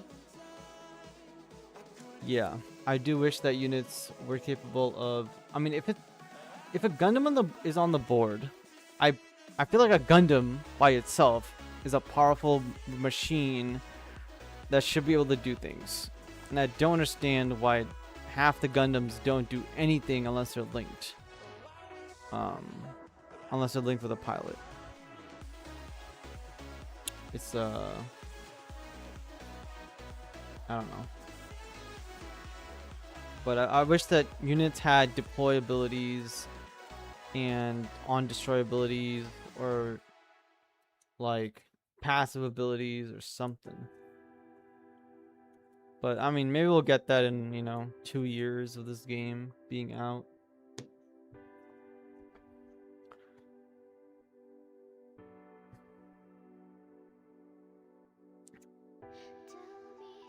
Let's see what we're gonna do with this wing deck. Wing deck's been doing pretty good so far, besides the RNG of the game. Do I want to be super heavy? We actually haven't seen a single striker pack out of shields, and we also haven't really seen. We do see aggressive demeanors, but it doesn't always come up. Yeah, obviously only running 8 burst cards is not good enough. Would need a lot more, like just a lot more in general. which is obviously like first contact, unforeseens, things like that. But don't have all the room in the world in the deck for that. Would have to play like a bunch of less units. A bunch of these units would need to be cut and stuff, which I'm not willing to do.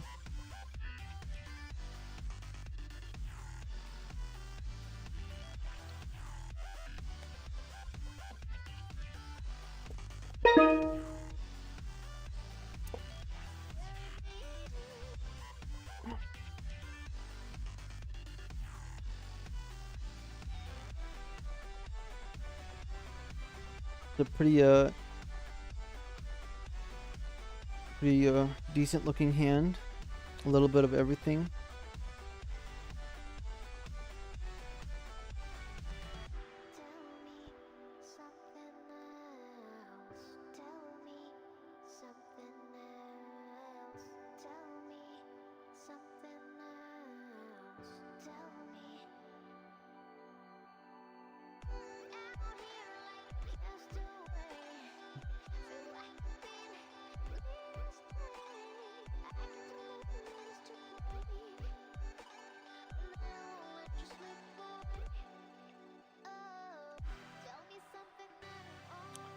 Playing against red here. Neo Zeong.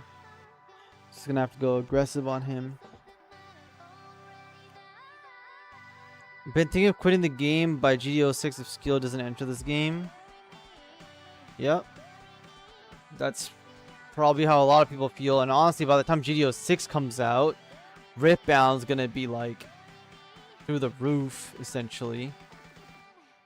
Which I think is another reason to just swap to Ripbound or something else. And like, you know, it's my wing deck has been the same way since GDO1. It's like I can just own the one deck and play for like the rest of my life, it feels like. Because yeah, like GDO5 is gonna give me obviously, you know, endless walls, but it's like, okay, that's cool and all, but how many cards are we getting here, right? That's the big thing. And if it's gonna take at least a full year for any archetype in the game to get support like Academy, Endless Waltz, or whatever, then it's like I can buy Gundam product once a year and only show up to new type challenges to try and make $1,000 to go invest that into my other games. Cards don't do anything. All LRs should have useful bursts. I mean, eventually I'm sure a lot of cards will end up having like just a bunch of effects like that. Now, I do think that if this game had infinite bursts and everything had bursts, I just wouldn't be playing it. But I do have to play all these games because it's basically my job to do so, which is a positive and a negative. Do I want to play another unit? I probably do. Just do go aggressive.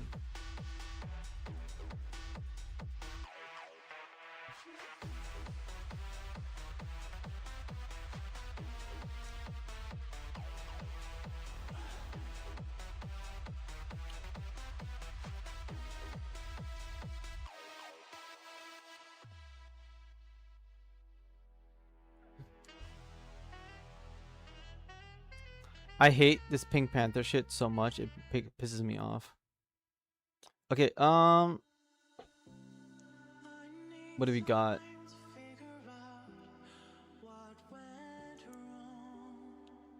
We have this 5 attack swing into the shields. That's why I said LRs for burst. They should have some type of benefit for their R-type if you can't get it in hand. Yeah, I mean, he did block me.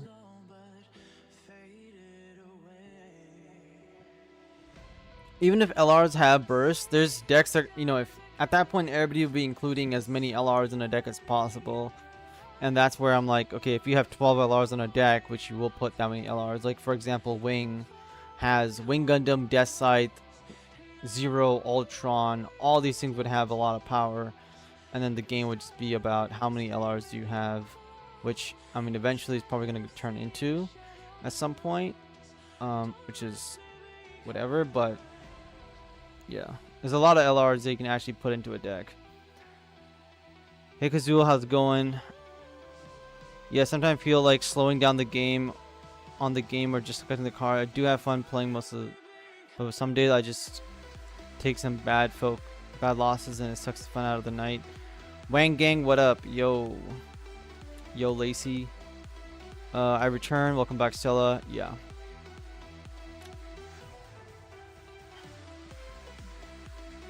Wing still gets cooked by aggro and now hyper aggro meta.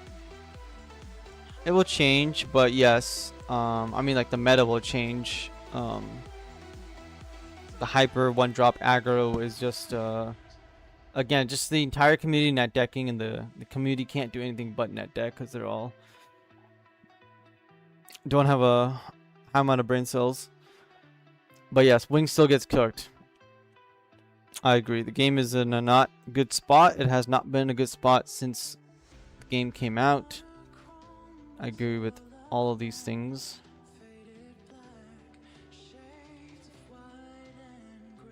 I was gonna play everything and just, you know,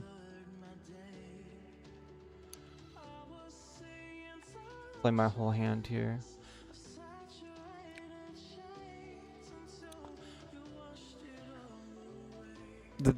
I hate that the game is so luck based. Exactly, so why try if I can aggro brain dead win? I mean, there's no reason to try this game. The game is complete RNG. It's yeah, it's complete nonsense. Bring 33 and add 1 rested resource. 33 male.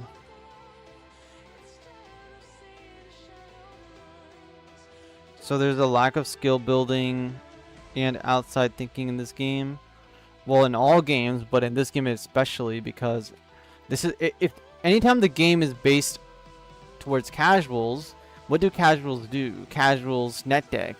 They don't think for themselves, and this is just a normal thing for human beings in the first place. I know people might not like this take, but you know, there's humans that are smart, and then there's humans that are not so smart. And most of the people that build Gunpla or any of these things are generally not so smart. It doesn't matter if you have a degree in engineering or you have a degree in whatever, okay, or you work construction. All these things doesn't mean you're actually very creative. It means that you're good at being taught something and then copy and repeating it over and over again, essentially. And so, yeah, but there's not a lot of deck builders in general, and in this game where it's very simple, it doesn't matter how good you are as a player in a card games, everything is a lot easier to do, and you can kind of just take it from there. That's my say on it. He blocks everything. I'm about to wing 0 him. End the turn. So yeah, there's a lack of skill building. There's obviously a lack of cards. There's a lack of anything in this game. There's this huge aggro problem. There's a huge blocker slot problem. There's not enough cards for any archetypes. There's no support from Bandai in a year. They've given Academy 0 support. Pretty much, it's ridiculous. And yes, there's definitely a lack of skill building and thinking outside in this game, which is why I'm here. Nobody builds burst mode decks, nobody builds certain decks until somebody else does it, and then everybody jumps onto it, and then you're just building off of things that people have put into motion from day one, which would be for burst style decks it's me, for other decks it's also me, but overall it's kind of how it goes. Just gonna end the turn here, I guess. I mean, I can attack his shields, but what's the point? What do you think is key to building a beatdown deck? having 4 AP units and having beefier units like Rozelles is a key element. Having some sort of early game, but then really building your deck around Rozelles, and then playing as many 2-drop cards you can with high attack power or high defenses. Depending on the deck build, Clan and CB are a very good idea of what a deck looks like. And then like my level 6 cap is pretty relevant. You can go check out my video on level 6s and why they're not bad cards and what the problem is, even in design philosophy in that sense, and what Bandai has done with their game. And then obviously just being very, very aggressive, but not like 1-drop aggressive, being chunky and aggressive. Okay, give me like graceful demeanor or something, thank you. Bounce that guy. You were punished using cool cards by just doing the easiest method to win. Yep, level 3 cost 3 command card that add 1 rested resource. We already have first contact. First contact adds a rested resource. It already exists. So there's that.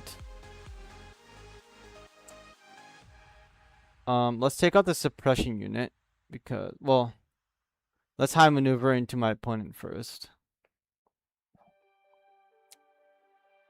No, you're telling the truth. I think I missed your earlier take on Neo Zeong.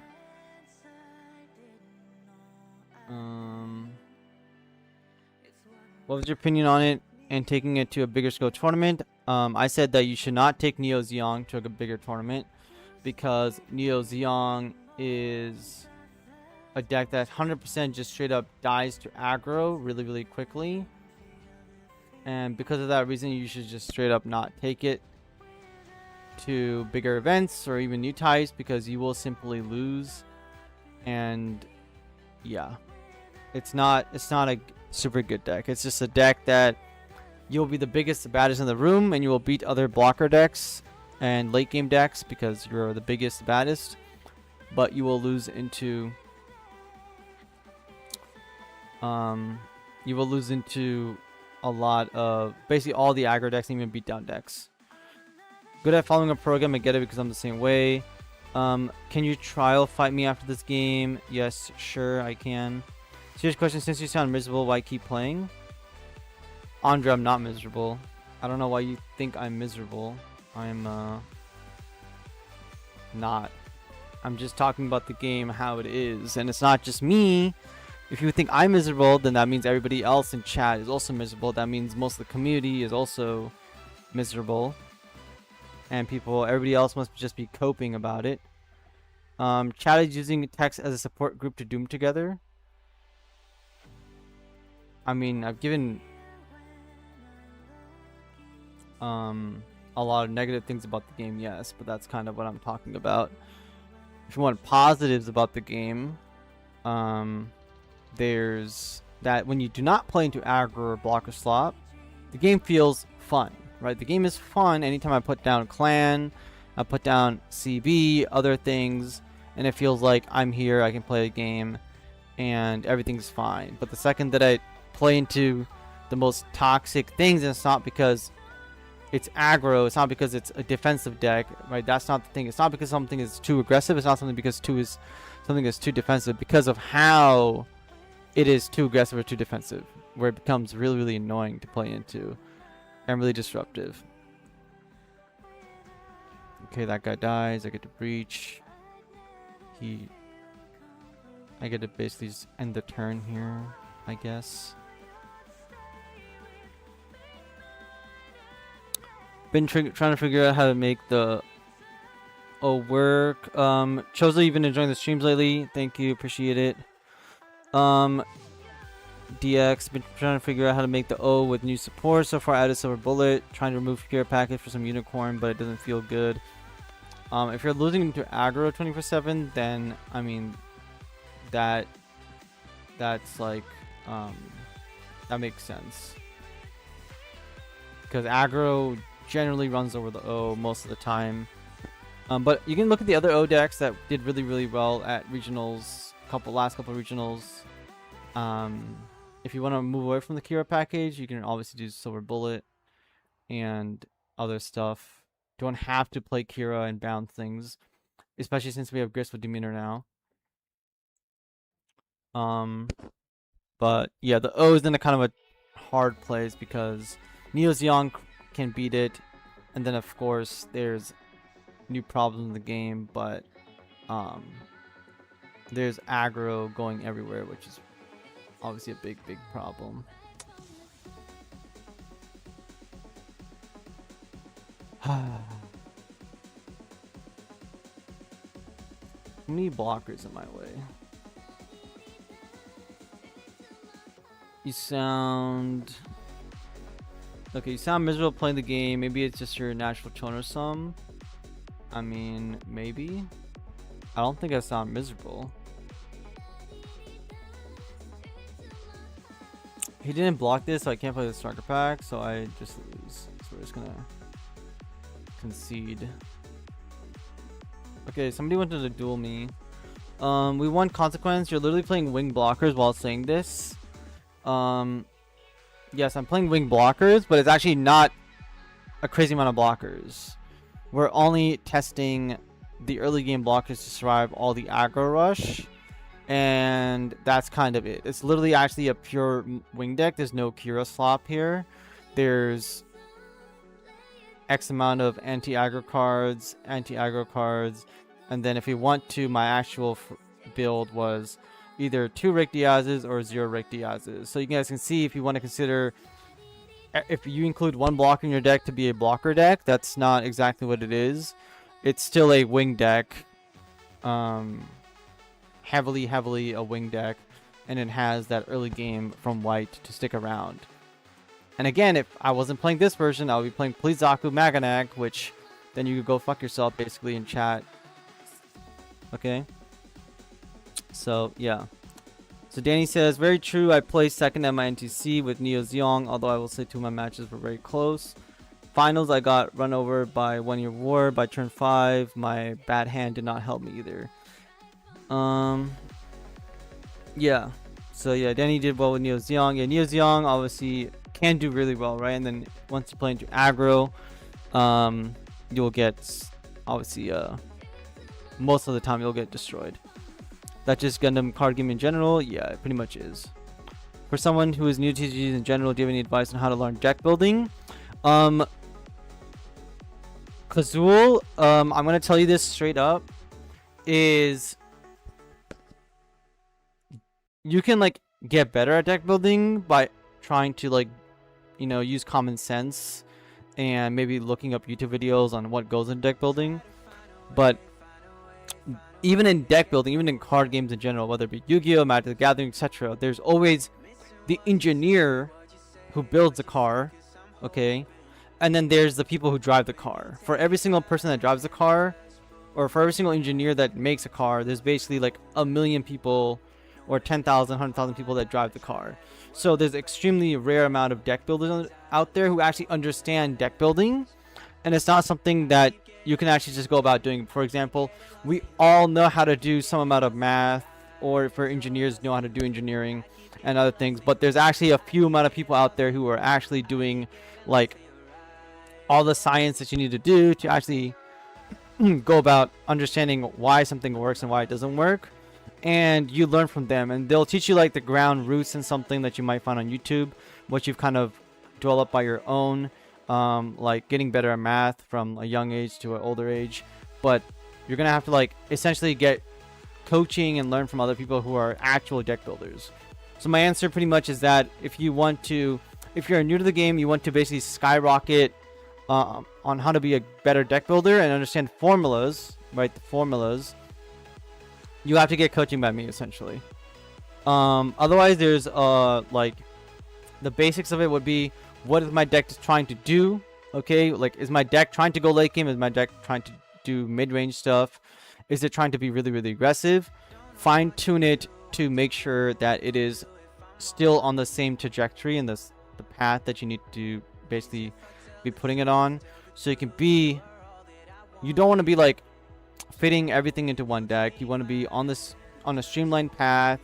You want to only add cards into the deck that allow you to do what the deck is trying to do in the first place, and be streamlined.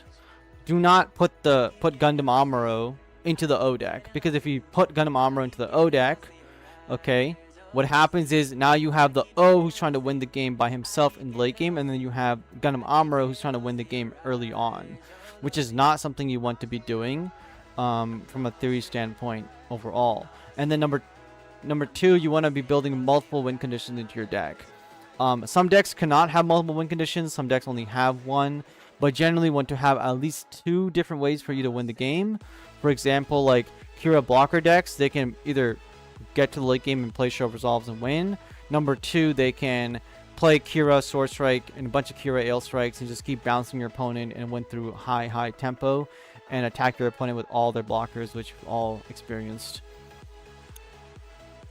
But yeah, if you want deck building coaching and want to learn my formulas and stuff, reach out to me for coaching. I can literally teach you deck building formula. It will literally skyrocket you from 0 to hero, and you'll have a complete formula. Like somebody trying to teach you trigonometry or anything like that in school, you're not going to learn that. You can't really, you're not going to learn that. You're going to have to go to a teacher. Someone's going to have to teach you that in the first place, because yeah, it's kind of like a whole, you need a teacher. You need a teacher pretty much.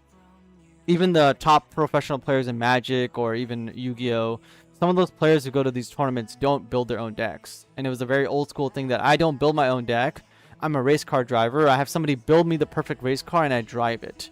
And then I can give them feedback on it, or I might drive the car better than they expected so I can make real life changes to it, tell the engineer how to change it to how I want the car to drive and what I can handle. Because the engineer he doesn't drive the car, you can't get the real feel for it. So it's extremely rare to have a deck builder or a car maker also be a like Formula 1 racer essentially. Let me just get through all these chat for someone. Okay, Minerva was going to be my main deck, but it loses to so many things easily. Wing nukes it, red pings it away, aggro can aggro, but man, the deck is fun to play. Yes, I agree with that. Why not for Militia instead of Rick if you are stalling? Militia? For Militia. You mean the flat unit? Because Rick Diaz offered me to be aggressive. Same thing with Baby Death Scythe. That's why. Again, the deck that I was using, this right here, we built it yesterday. It was a very sample. It's a sample deck. It's not 100% the deck I'll be taking, but it was a sample deck I'm just running. Okay, somebody wanted to play me. Let me scroll up.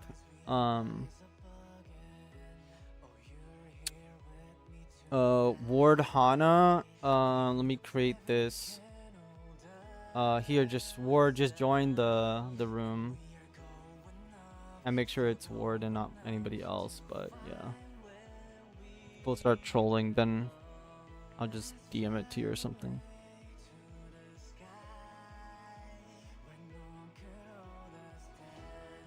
Thanks for the reply, helps a lot, no problem. Yeah, every single person who's get coached by me, like, they come from other card games like Yu-Gi-Oh, Vanguard, Pokemon, Magic the Gathering. They're playing for 20, 30 years, whatever, etc. Assume this is you. And, you know, they're kind of blown away by my teachings and my coaching. They learn a lot. And they start to understand that I don't view the game as just, oh, how do you build your deck? What goes into Blurple? What goes into this? No, there's a whole, like, craft to it. And that's the importance of, like, you know, learning it the right way from the ground up. Like, you don't just learn mathematics, like, you know, by... Do I want to play this? No. You need to, like, kind of learn math from the ground up. You need to then understand why you learned math, basically, and what it's going to be useful for. And then how to... And the whole reason of, like, learning math is not just because you learn math. It's actually the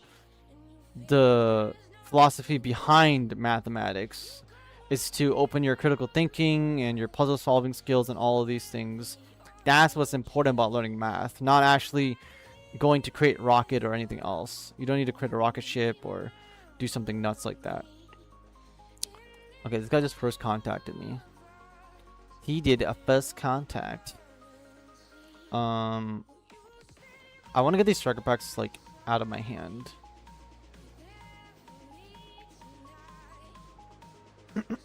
Lacey, you think pure green units is working better than with blockers? The Plezaku Maganak stuff, I built it in GDO 2 because we finally had a way to play the deck without utilizing blockers and playing white, so you can actually play other colors, like blue for Show Resolve. The reason why I stepped away from it was because of Blurple existing essentially for the most part.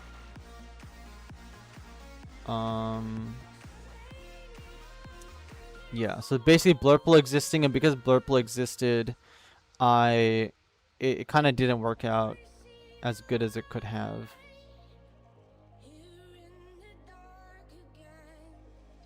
We get to survive this and heal, and then we get to stick around.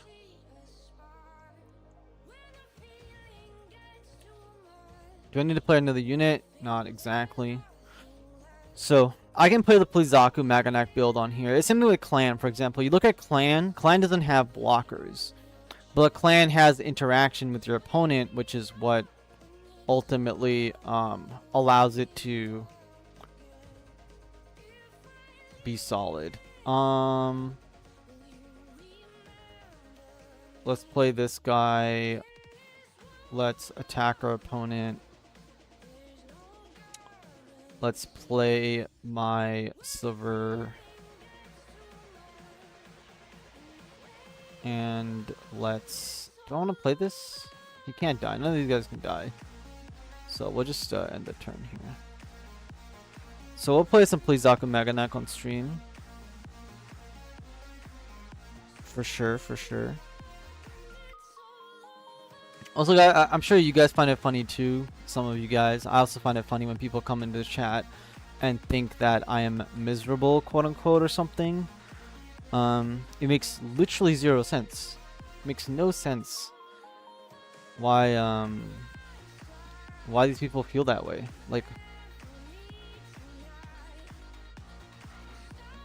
it's like they hear somebody talking about the negative points of something, and all of a sudden they think that somebody is upset or something. It's like, we are not upset. We are just simply speaking about a subject and the problems. If we're talking about problems, of course, is going to be like negatives.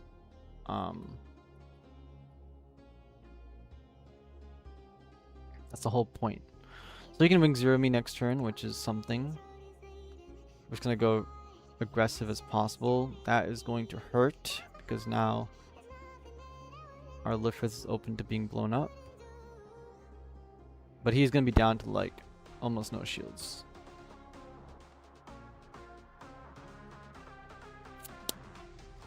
This guy will heal, and then we'll end the turn. He repairs 1, so our death side is almost back to full health.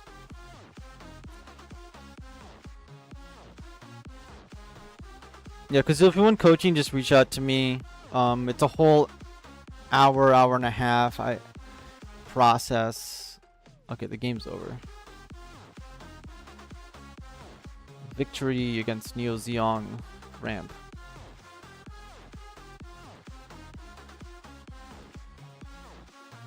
GG's my guy. Yeah, anybody else who ever want to play against me, just feel free to like feel free to you know, worst me or whatever.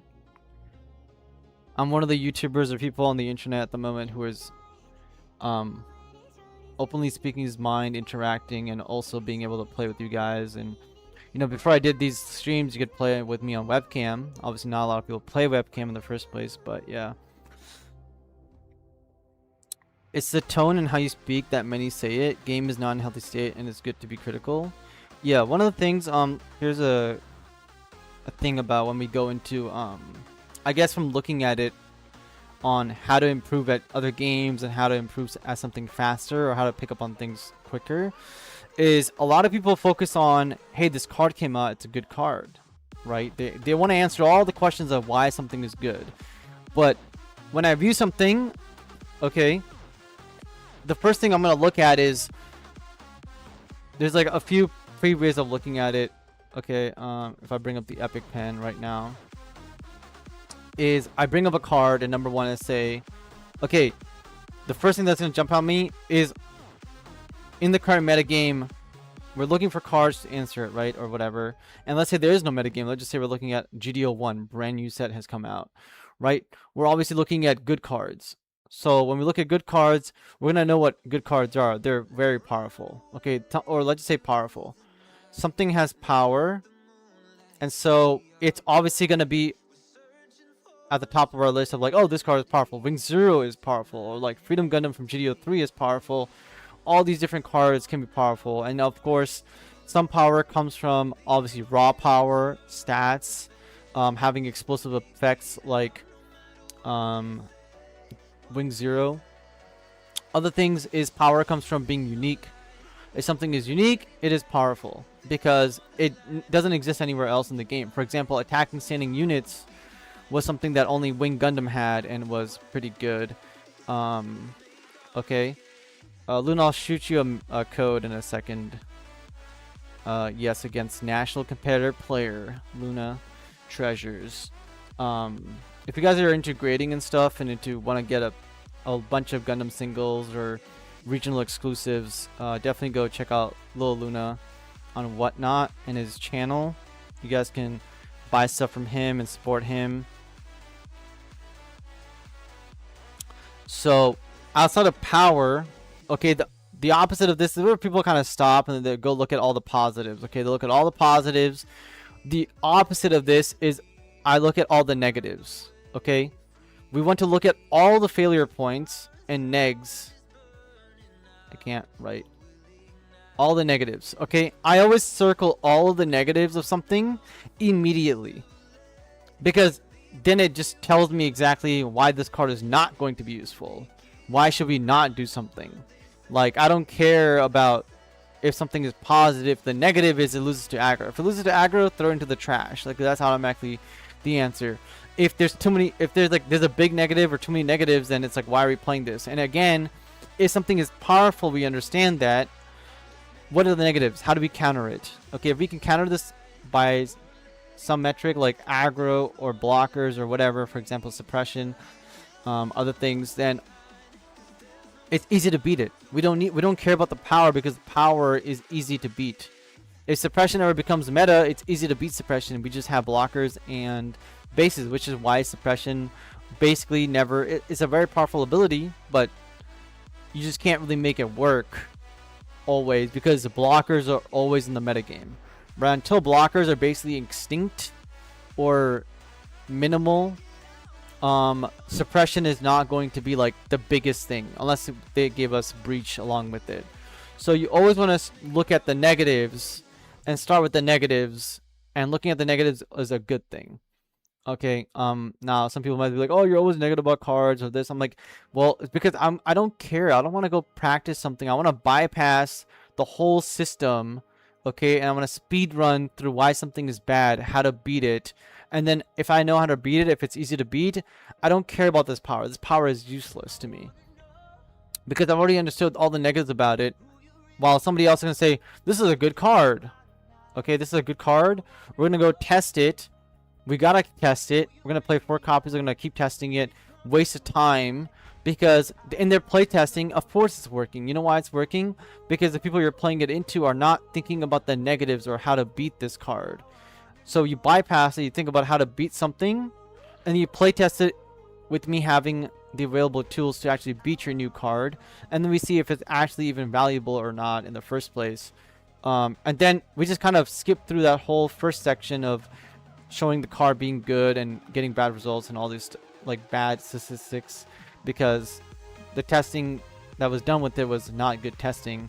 So we got to test it against what's actually going to happen. Is if the card becomes good, which everybody can kind of see it's good, if we start building against it, for example, Fatal Strikes, Fatal Strike was a card where my decks were already built to not to play around Fatal Strikes, so my decks were a lot better, and we saw Fatal Strike drop off. Then there's cards like Improved Techniques. Now I use Improved Techniques to obviously blast a bunch of three HP units, and I was playing a burst mode deck, so obviously Improved Technique was very, very useful. But a lot of my mid-range decks were decks that played around Improved Techniques, where they were just sitting in people's hands and they couldn't be able to activate it. And same with Minerva Squad right now, it's level 4 units. Clan sometimes can be also level 4 units, the way that I had it built, where it simply doesn't work. So I just skip through it, remove all the weaknesses in my deck, make my deck stronger against something, and all of a sudden that card that was good becomes bad because, yeah, it has power to it, but it has also negatives where it only works against certain things. It doesn't work against everything in the metagame or whatever, and so on. So yeah, I'll look at all of the negatives. Always look at the negatives. All right, Luna, getting in here. The code is NW286 for Luna. First, let me look at the chat. I ramp news young, so don't work. Yeah. Sure, why not? Trying so hard with Char 9 without filling. How do I match up with you? Let me play against Luna here, and then I'll play against you, Pira. Show me your code. Personally, when I look at something critically in a competitive context, I like to think, how easy does this thing make me? Does the thing make it to win? Yeah, if it's obviously very, very powerful, like insanely powerful, then it stands the test of time. It's cool. Play second with wing. Thanks, brother. No problem. Any other part is how easy it is to accomplish it. Yes. How does blue-white lose to aggro? How does blue-white lose to aggro? By being beaten over the course of, like, history of Gundam.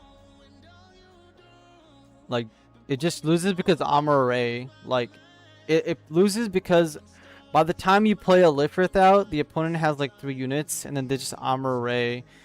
So your Lifrith never existed in the first place because Amuro kills it.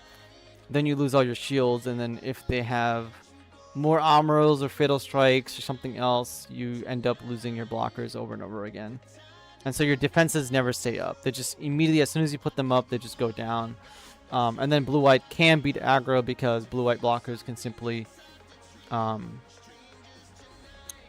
be faster or something.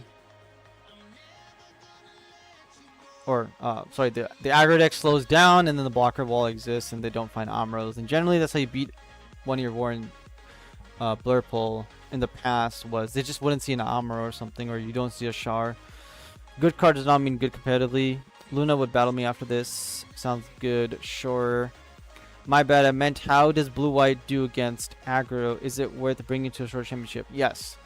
Blue-white is worth bringing it to a Sword Championship, because if you are going to play blue-white in terms of being a blocker slop deck, or if you want to play one of the League Militaire decks, because League Militaire is also technically like a blocker slop deck with Core Fighter.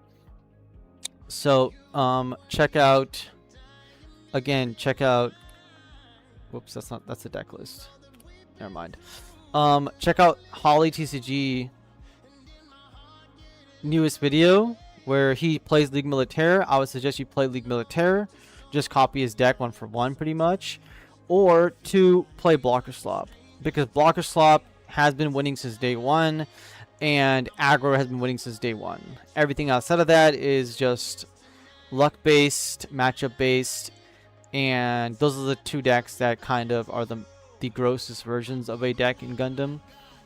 And yeah, you'll pretty much win because if your opponent does not draw a pilot early on, you will blocker wall them, and if your opponent is a little bit too slow, you will also blocker wall them and come out on top. Let's be aggressive against him. He's playing purple-white Minerva. He threw away his Impulse Gundam off the Minerva, which means he probably had a second Impulse Gundam on the top of his deck. Or something that was way more useful to him since he probably has it in his hand. Alright, so Luna will play against Hiran. I don't know how to pronounce your name, sorry. And then I'll play against Pure after this.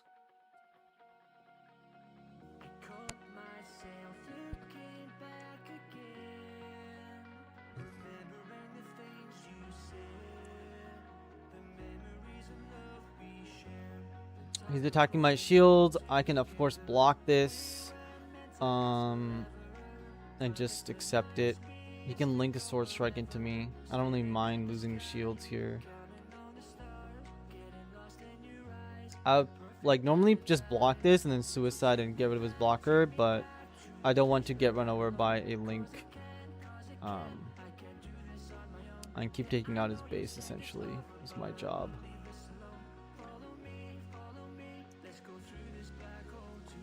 Okay, and then we can pretty much just end up playing a Rick Diaz and a Lifrith, and we can also attack the shields here. Now, I personally think that into Minerva squad, if you can just be very aggressive into them, that's the best way to go about it. If he has an Aeolspheric Kira, then so be it. But he cannot reduce my Death Size AP, so we will trade there. But just being aggressive into Minerva, since their late game is very potent with the resurrection mechanic on their Blast Impulse Gundam, you definitely want to be as aggressive as possible into their shields.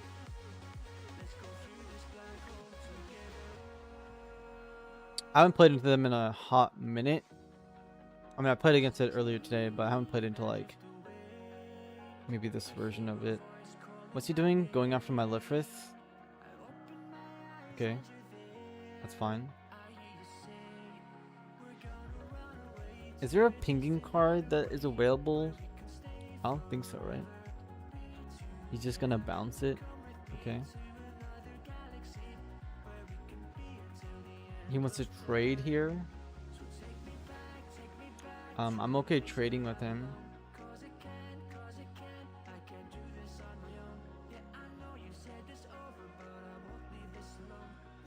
He's already lost 2 bases, so it's unlikely that he sees the other 2.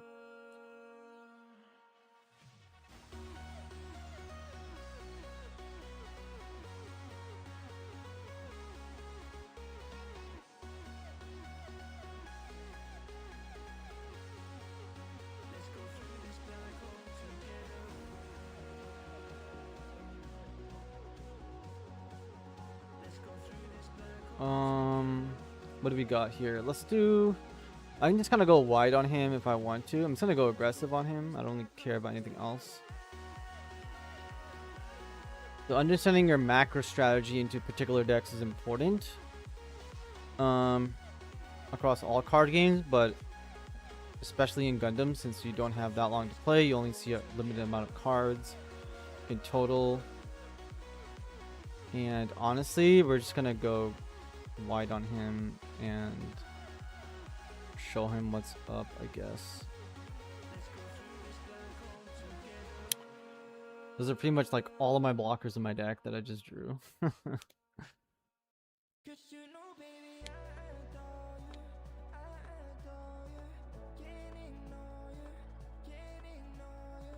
You guys excited to hear me cast over or cast with Midnight next Tuesday, I believe it is?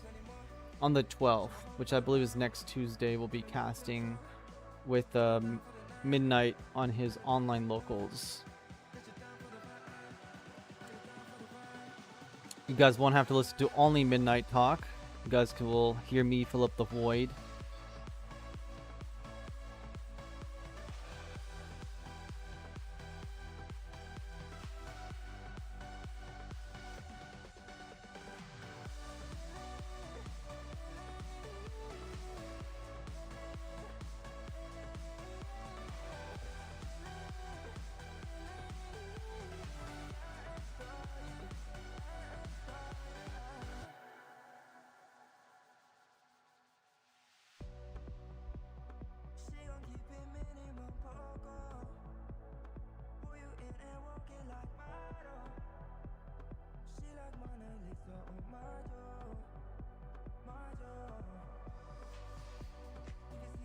He has 3 blockers.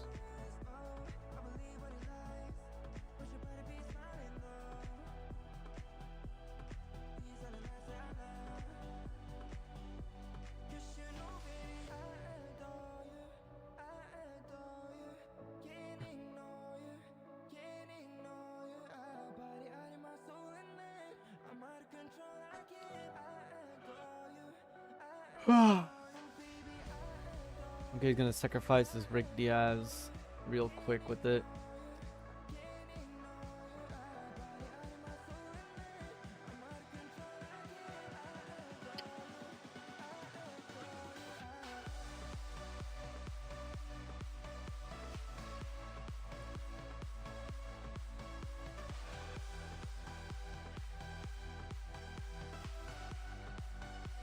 Give him a pilot, no big deal. End the turn. Just don't be too mean to the blocker and aggro players on those locals. Yeah, just bribe them with like $5. Or one of those promo EX bases you guys got. Baked beans, yo, played purple, red purple aggro rush at locals, went 4-1, but the list isn't viable after this past weekend. Too many know about it, and scare tactic is gone. Yeah, it shouldn't be the one drop special should not be. It's still gonna be relevant. Same thing with like Earth Federation aggro, Weenie, GDO 3, GDO 2, GDO 1, but yeah, more people should be teching their decks to, again, either beating aggro very heavily or playing a lot of 6 HP bases and just, you know, more tweaks. And then we'll be back to GDO 4, which is where everybody has no more than a 65% win rate, which means you better roll that 65% over and over and over again. Or you will basically get cooked. He's trying to find his blocker right now, so you can play his blocker. Obviously, we have Zero to just end the game.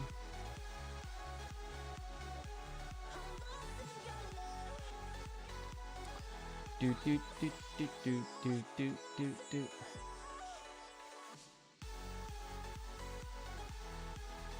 He does have one. Okay.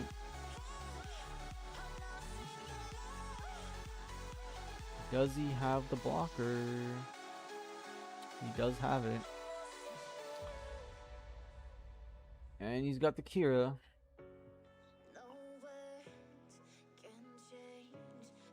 I mean, if I get a hero, I win.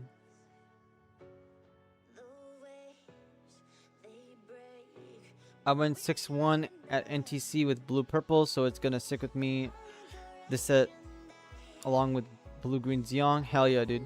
Glad you're doing well with that, baked beans. Let's pop his board. Yeah, we're just swinging here just so he blocks me, and then he has to resurrect it next turn. But the Wing Zero won't die, and Wing Zero is the high maneuver that can make me win, is the idea here. Of course, I have another Wing Zero in my hand to also nuke the board again. And the reason why I'm playing Wing especially is because Minerva Squad, Minerva Zombies is like a very potent, powerful deck, and Wing Zero is a great equalizer. Like, if those blockers were 4 HP, it would be an extremely powerful deck. But because they're 3, which probably done on purpose because it's purple, number 1. Number 2, we have the hero. Number 3, because Wing Zero can pop them all, you can pretty much just go for the win and gain a bunch of value over them. He's a great equalizer. Yep. Baked Beans, were you signing up for coaching with me? Did you think about if you want to upgrade your TCG skills or deck building or anything, especially heading into the future? There's a couple of you guys in chat that are in between getting coaching or we're going to, are going to, all that jazz.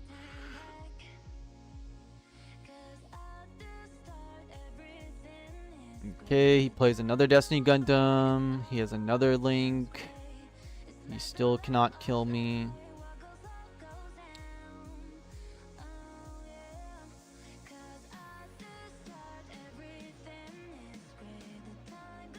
And then he loses.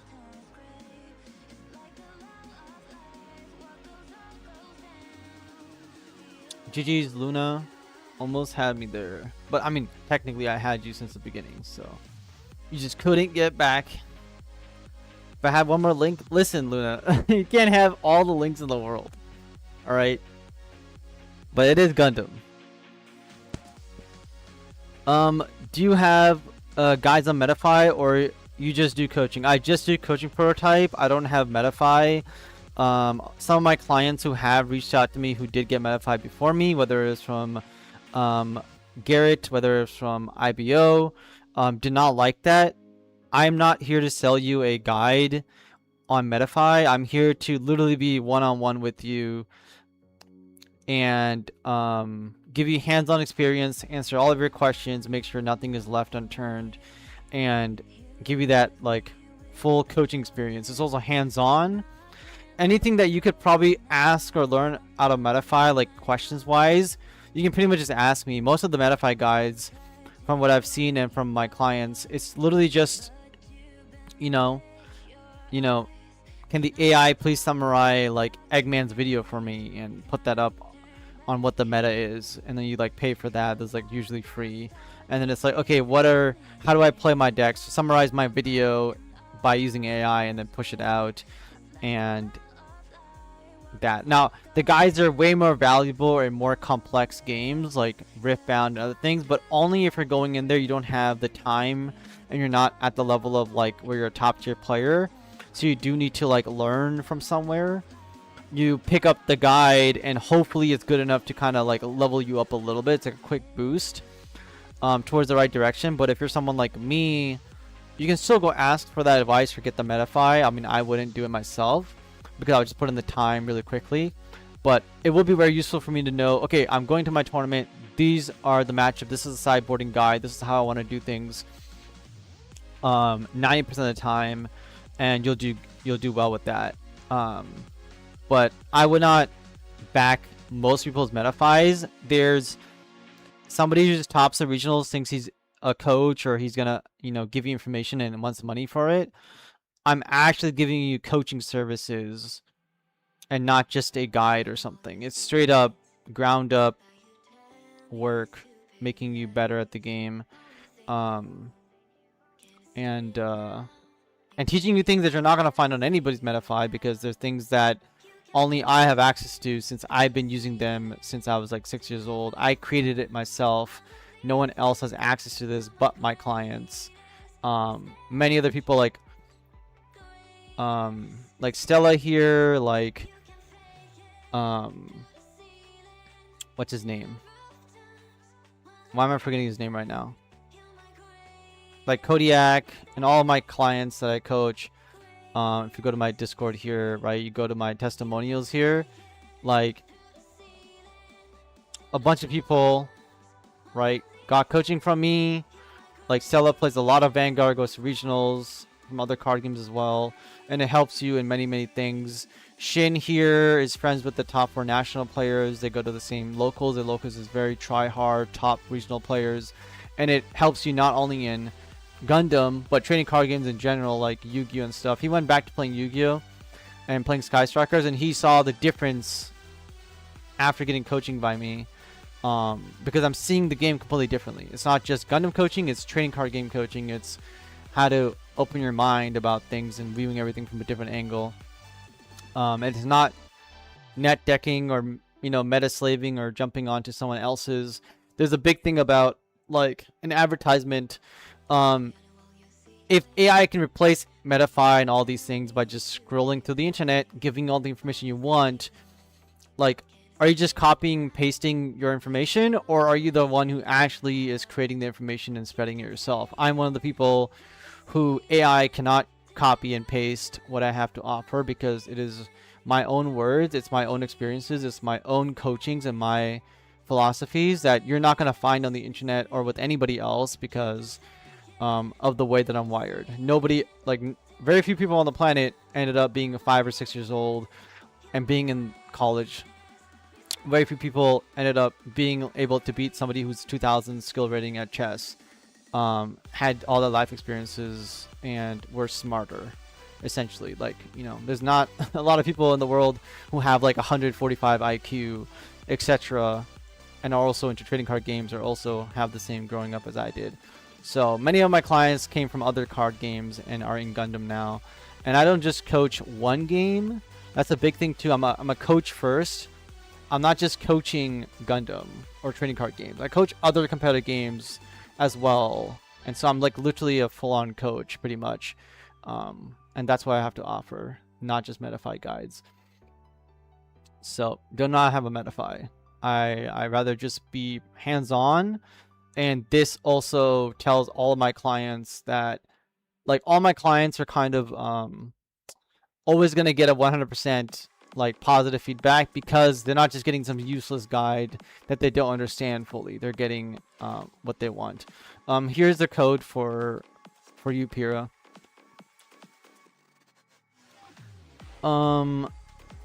Honestly, in a downturn on the game right now. I spent so much on GTA4, and after going to so many events, just burnout phase. Yeah. That's another reason why coaching is good, that you don't get burnt out, and that you pretty much, like, it's kind of like hitting the gym.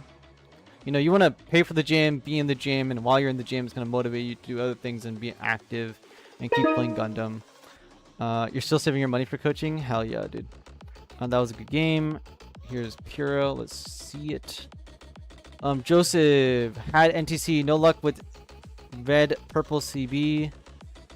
When it popped off, it was amazing. Didn't do well against Rush since I didn't see the cards I needed to beat it. EX and level 7. Yeah, that can happen. 100%. So hopefully next time it turns around for you. But if not, that's just how Gundam is. I've been to a tournament with like my, like, let's say new type winning deck list, and straight up just lost all 3 rounds at my locals because I drew 8 pilots in a row. Very unlucky to draw 8 pilots in 3 different games after shuffling a lot, but it is what it is. Thank you, man. I will acquire 100% prototype. Again, just my Discord link is right there, and you can see the pinned message from Stella. Coach Wing Zero, if you add me, you can we can set up coaching schedules and all that jazz, and anything else. Not giving up on it. It was fire. Yes, I still enjoy it. I still enjoy playing Clan, CB, Academy, you know, here and there. So we're gonna see how good this Death Sight does early for us. Don't want to play the, yeah, I want to play the Rick Diaz and play this. That's a lot of duos. This is like classic MSA, right? I'm sure we've played many games where we've had like half of our palettes in our hand in the early game. It's kind of ridiculous.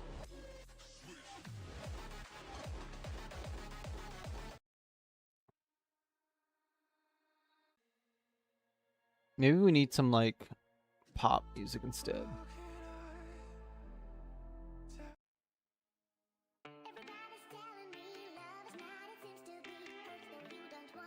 He's attacking into me. I'm just gonna continue to block this for now. If he wants to play gun tank and stuff, he can go for it.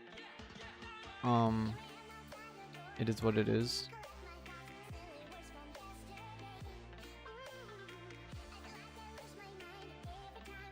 G-Fred.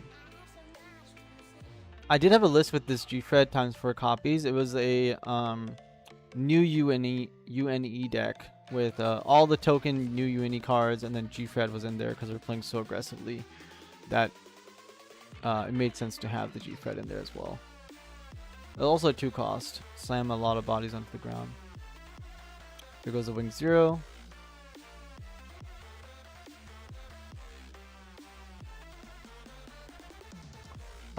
Yeah, we're just gonna go like this. We're gonna swing at the Rig Dom, take it out, survive, pass. I could have put the 6 HP base there actually. I forgot this thing is not 6 AP, but it's fine. Ooh, he's playing Turning Point of History.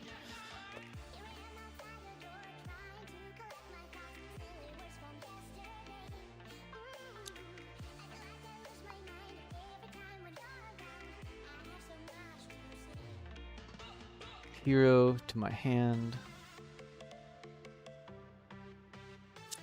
Who are my top fans? Stella, Shaggy, and then Kodiak are my top 3.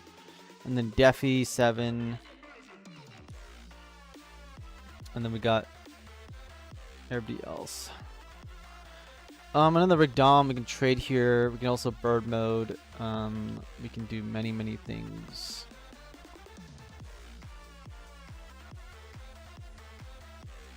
I can just let this guy repair if I want. Playing a bird mode here is a thing. Let's grab the Wing Gundam. Let's play the bird mode. Let's hero link. Not hero link, actually. Let's just suicide here.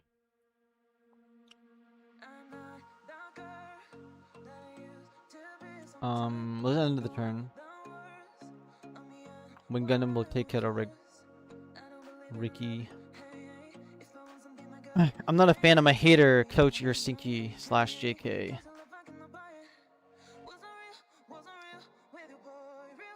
Yes, Stella.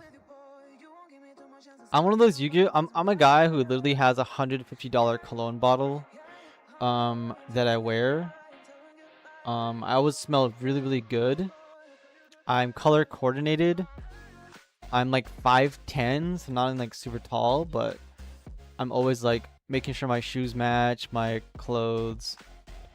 I smell good.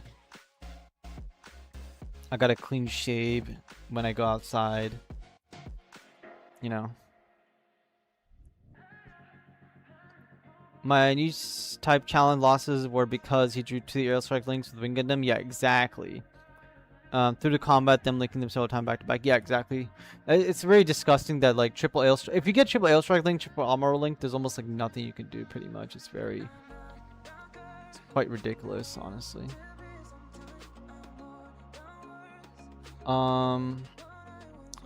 Let's go here. Let's take out this guy.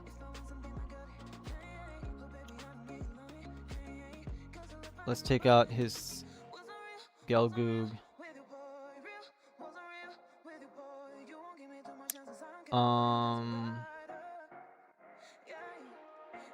It's Char. I don't want to lose all of my health, but he's down to 2 cards, so we'll just chill here.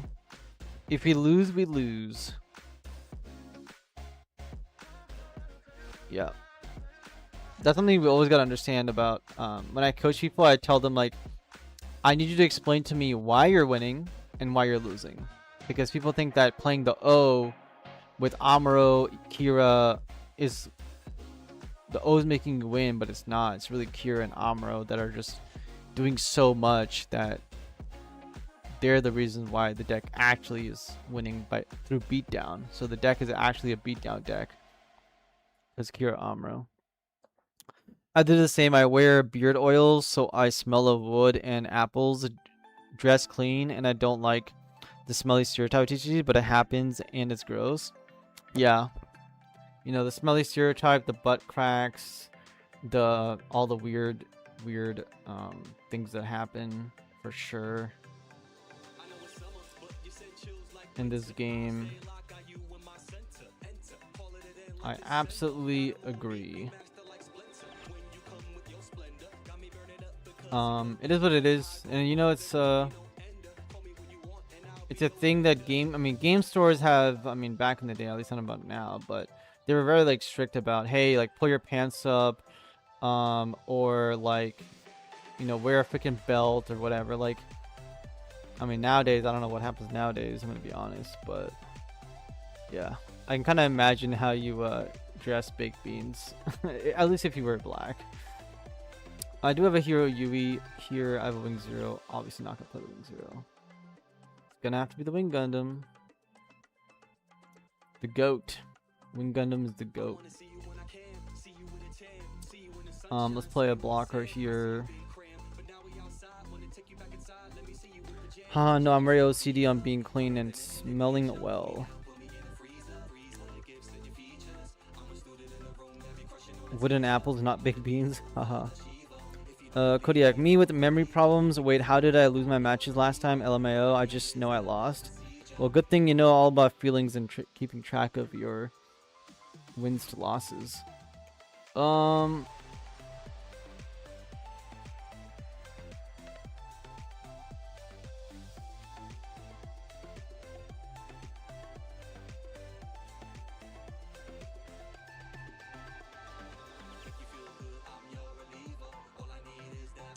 My Wing Gundam might die from a burst. It does not. I'm gonna take this guy out. I'll lose my guy, but it is what it is. It's okay. Luckily, it's not that bad at my game stores for clean and not smell bad. I told people to leave the store as management. Yeah, exactly. For some reason, Magic players are a different story. Momo. Hello, Momo. How's it going? Any new results in your testing, Momo? BP is 100% about to make the right PNG and trade choices. Blue, purple. Yep. For Magic players are a different story. Yeah. Honestly, it's the Magic players who are always really, really gross and smelly at all times. It's not really the like Yu-Gi-Oh players. Generally. Good, got my first Barbados? Hell yes. You mean Barbados Lupus? You won your new type? You won your new type challenge? That's super good. Okay, well, we are going to attack.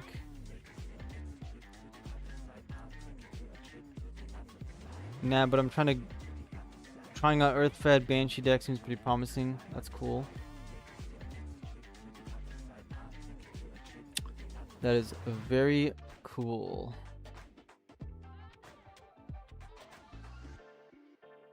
I don't know what I'm waiting for. He has no blockers. I can just end the game.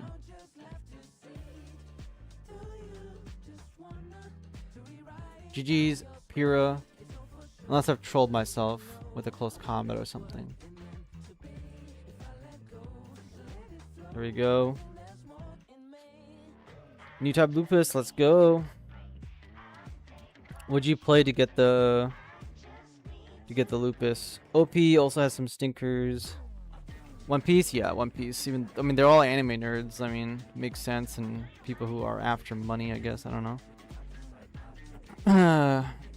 Magic, Weiss, and UA are the ones I know to be stinky. Yeah, Magic, Weiss, Swartz, UA. Yeah, dude, exactly. Union Arena, all the Weeb stuff, and then Magic the Gathering. It's like, oh my god, can we not? Dan, couldn't get my last link. GG's. Yes, sir. Can I get your last link? Yeah. I mean, Yu-Gi-Oh players nowadays can't even be stinky, bro. They'll literally get DQ'd. They'll literally get kicked out of the stadium and be like, nope, sorry, buddy. If you smell, you can literally leave the tournament and get the hell out of here. If you play slow, you are literally out of here. It's a full-on competitive game. I mean, Magic the Gathering too, but yeah, waifu stank, yeah, exactly. It's proof that they don't actually have a waifu themselves. League Banshee, I was lucky to have dodged a lot of aggro, 1 year war in the finale, but he bricked big time. Really do need best of 3, 100% agree. Ooh, it's Pink Jedi Guy. Gundam honestly one of the least stinky groups I've judged in Pokemon. Pokemon has a lot of kids, and I guess maybe girls play it, but yeah, Pokemon I can see. Gundam, I don't know about Gundam. I think Gundam might still be, at least you said least stinky groups, so there's still some stink there, I think, in these areas. It's day 1 of anime convention and you already smell like someone who hasn't showered in weeks. Yeah, I can't, dude. I go outside, I have my backpack. I literally have my cologne in my backpack. Like it's literally on demand all times.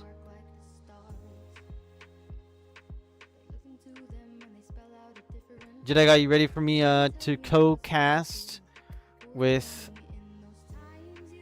Midnight? Like Rip-On is bad? Oh man. Is Rip-On that bad? That's crazy. My locals is actually thankfully pretty pretty not stinky, but yeah, Rip-On's pretty bad. It's all the weebs and gamers who don't literally leave. Pokemon ejects drinkers from events? Hell yes. Gunda's stink is crossbreed from Magic players. Yeah, exactly. Crossbreed from Magic players. Yeah, it's pretty gross. Why am I losing like all the viewers randomly? Hell yeah, I keep a 10 vial in my car and backpack. Yes, exactly. We gotta smell good, man. We gotta smell good. We gotta impress the ladies that don't exist at these games. But I mean, if they do exist, you know, we're ready. We're ready to mingle. We're ready to show them our bling bling and smell good. I mean, I wish I smelled like Yu-Gi-Oh cards fresh out of the pack, but I'm still looking for a cologne that smells like that, because holy moly, that's like the best smell ever.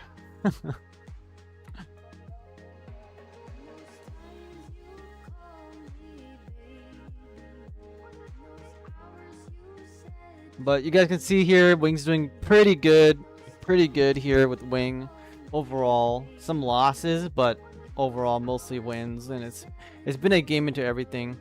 Rip-On is bad because you have either broke weaves spending paycheck for expensive cards, or whales who can at least afford to shower because they're bad at League of Legends, bad at League, and don't grind it. Yeah, exactly. Yep. I'm there, but I'm not impressed. Okay. Why do you want to smell like cardboard? It's not any cardboard. It's legal. It's Yu-Gi-Oh cardboard, alright? Pull up to create a coach. Hey Henry. Oh whoops. KL652. If you want to play Henry.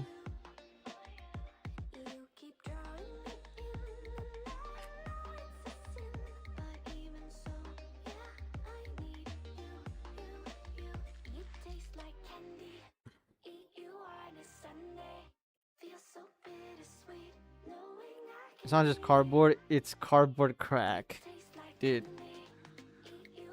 You guys not watch Team Samurai X's stuff, man? It's crazy. Hey coach, SK the GOAT. Hello. I got NTC Friday. I need to get some MSA reps in this week. Yeah, get some MSA reps. Honestly, play on webcam. Webcam has better reps, better practice. Get to play with your real cards as well. Alright. Got Papa here. Hand seems good enough.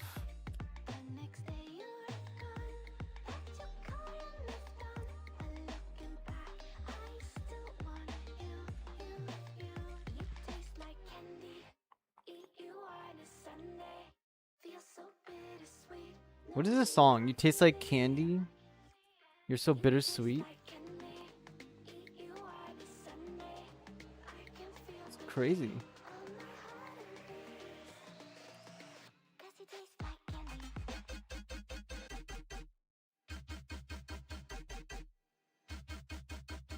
It's the beginning of the month, guys. If you guys want coaching, definitely sign up like ASAP, because I would prefer you guys get all the coaching in essentially as fast as you guys can before the end of the month, before the next set comes out, and before I get to leave in August for my wedding and stuff.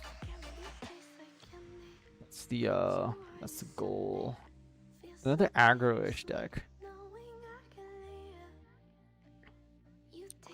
Yeah, we're good there. Got our overflowing discard striker pack.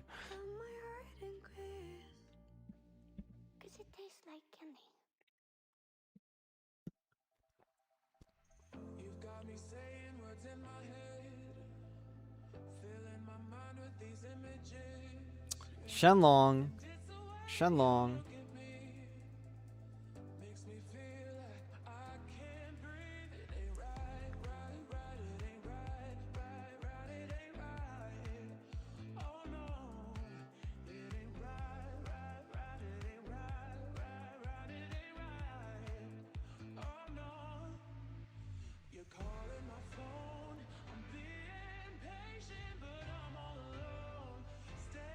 Blue purple in a sea of blue green, blue white, and green white. Blue purple is a great choice. I'm blaming you, coach, because my last match was against Clan with a wing 0 in, so it fits. Haha.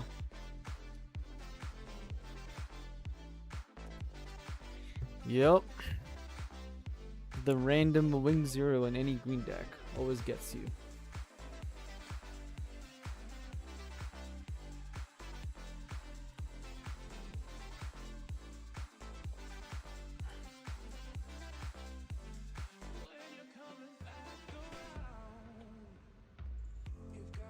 People are trying to push wing, but it doesn't top. Yeah, wing is you know, I've been kind of saying it since day one. Wing is not exactly a tier 1 deck. I don't know when it's gonna become a tier 1 deck. Or sorry, not when I say tier 1, I mean like one of the best decks in the game, like tier 0 or whatever. I always consider wing to be one of those like dark horse decks where it's strong, it's not too strong, it's not too weak. It's just like that gatekeeper deck where you need to be able to play into it. You can beat it. Most decks can beat it, and the deck also destroys itself half the time. But it's wing, so it's always going to be around. Pink Jet, like I said, looking forward to you and Midnight doing some casting. Good peril, since he's more blocker pilled than you are. Oh my god, dude. Yeah, he's definitely blocker pilled for sure to a degree. Wing is safe, it's not tier 0, but it is consistent. Yeah, it's consistent enough for sure that you can do pretty well. Damn, Banisher as well.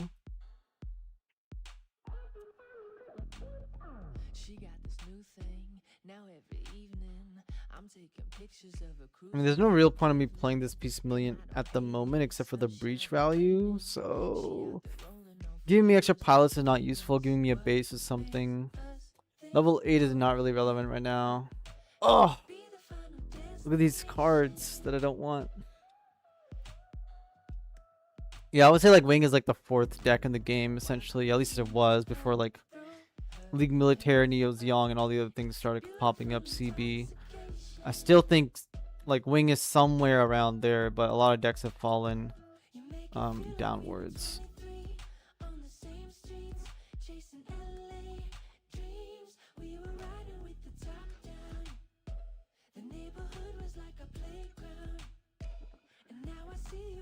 I've lost to wing if they get all blockers out and ill and wing. Yeah, if you're playing against Kira Slop, then Kira Slop will do Kira things.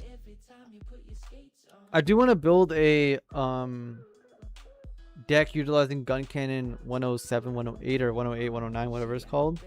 That alt art is also very cheap, guys. I don't know why, but the alt art for that card is like so cheap.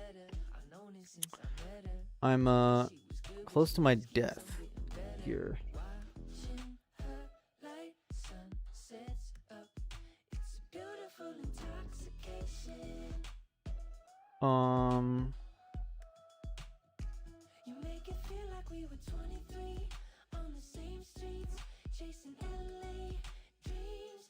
Like, do I just suicide into this? I mean, I have to, right? I have to do it.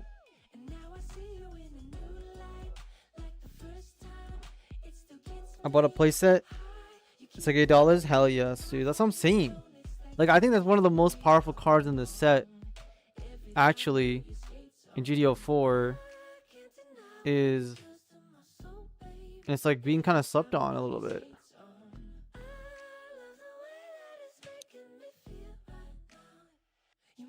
Look at this. Gun Cannon 108, 109. Like, the artwork looks very good. Awesome artwork. A very good card. The card ability is very good too. Like down the line, I'm sure it's gonna be a staple in like a deck that utilizes it.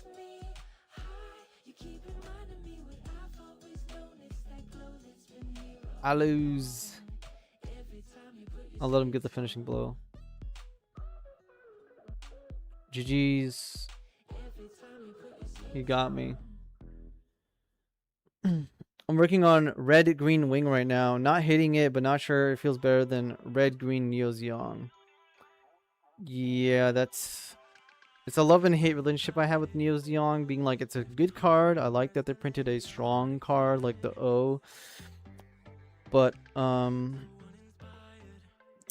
move on, Henry, for now. But GG's.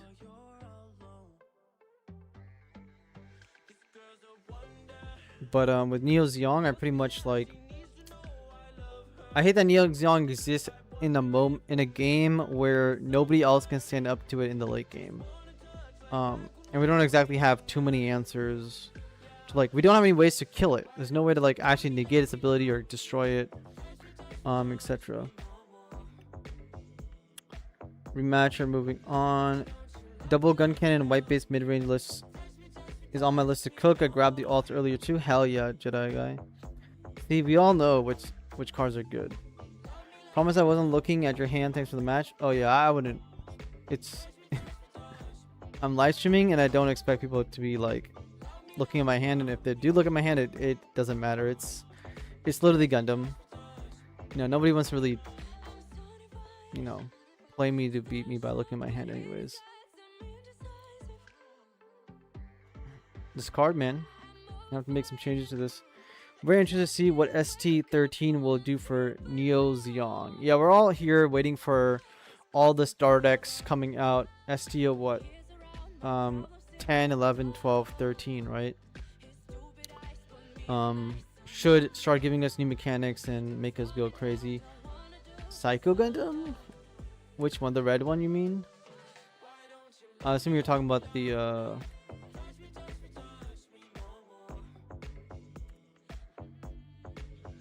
talking about this altar. Yeah, it's like very cheap right now. I was like, if this Psycho Gundam is, yeah, it's still 40 bucks. This is the one that if it was $7 I would get, but this one, yeah.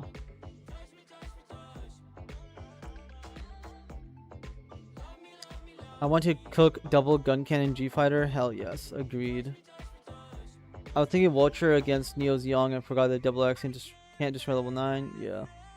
I don't think the card is that good because I also was running thoroughly damaged is reusable. Yeah, it's yeah, the red one. Yeah, I don't like this Psycho Gundam either. I don't know why they give us these weird cards. Like, can you just give us actual cards that go in actual decks and not giving us new stuff all the time? Like, come on. Like, we want competitive cards, not these random. And it's an uncommon. Like, why would you give an uncommon an alt art? Like, if it's not a command or something, just, you know, don't do it. It's some random like trash card. Kigori I also think is good. Yeah, Kigori is something that it actually like has ways to develop moving on into the future and is solid. Alright guys, that's gonna be it for the stream. Hopefully you guys enjoyed it. Thanks for everybody who hung out. Anybody who wants coaching from me, you know, reach out to me, Coach Wing Zero. You guys want to learn about deck building, about tempo, macro, how to improve significantly faster, and it's not just about Gundam, it's about all the trading card games. I'll be here. I would suggest that you get the coaching before your new type show up. Some people think that it's I'm gonna get coaching the week of or the day before the new type. It's like you probably want to get coaching and then let it settle in and improve significantly so you can do better at your events. But yeah, GG's Pink Jedi guys, GG's everybody. I'll see you guys around laters. I'm gonna head out and do some coaching probably today and play some video games. And yeah, take care.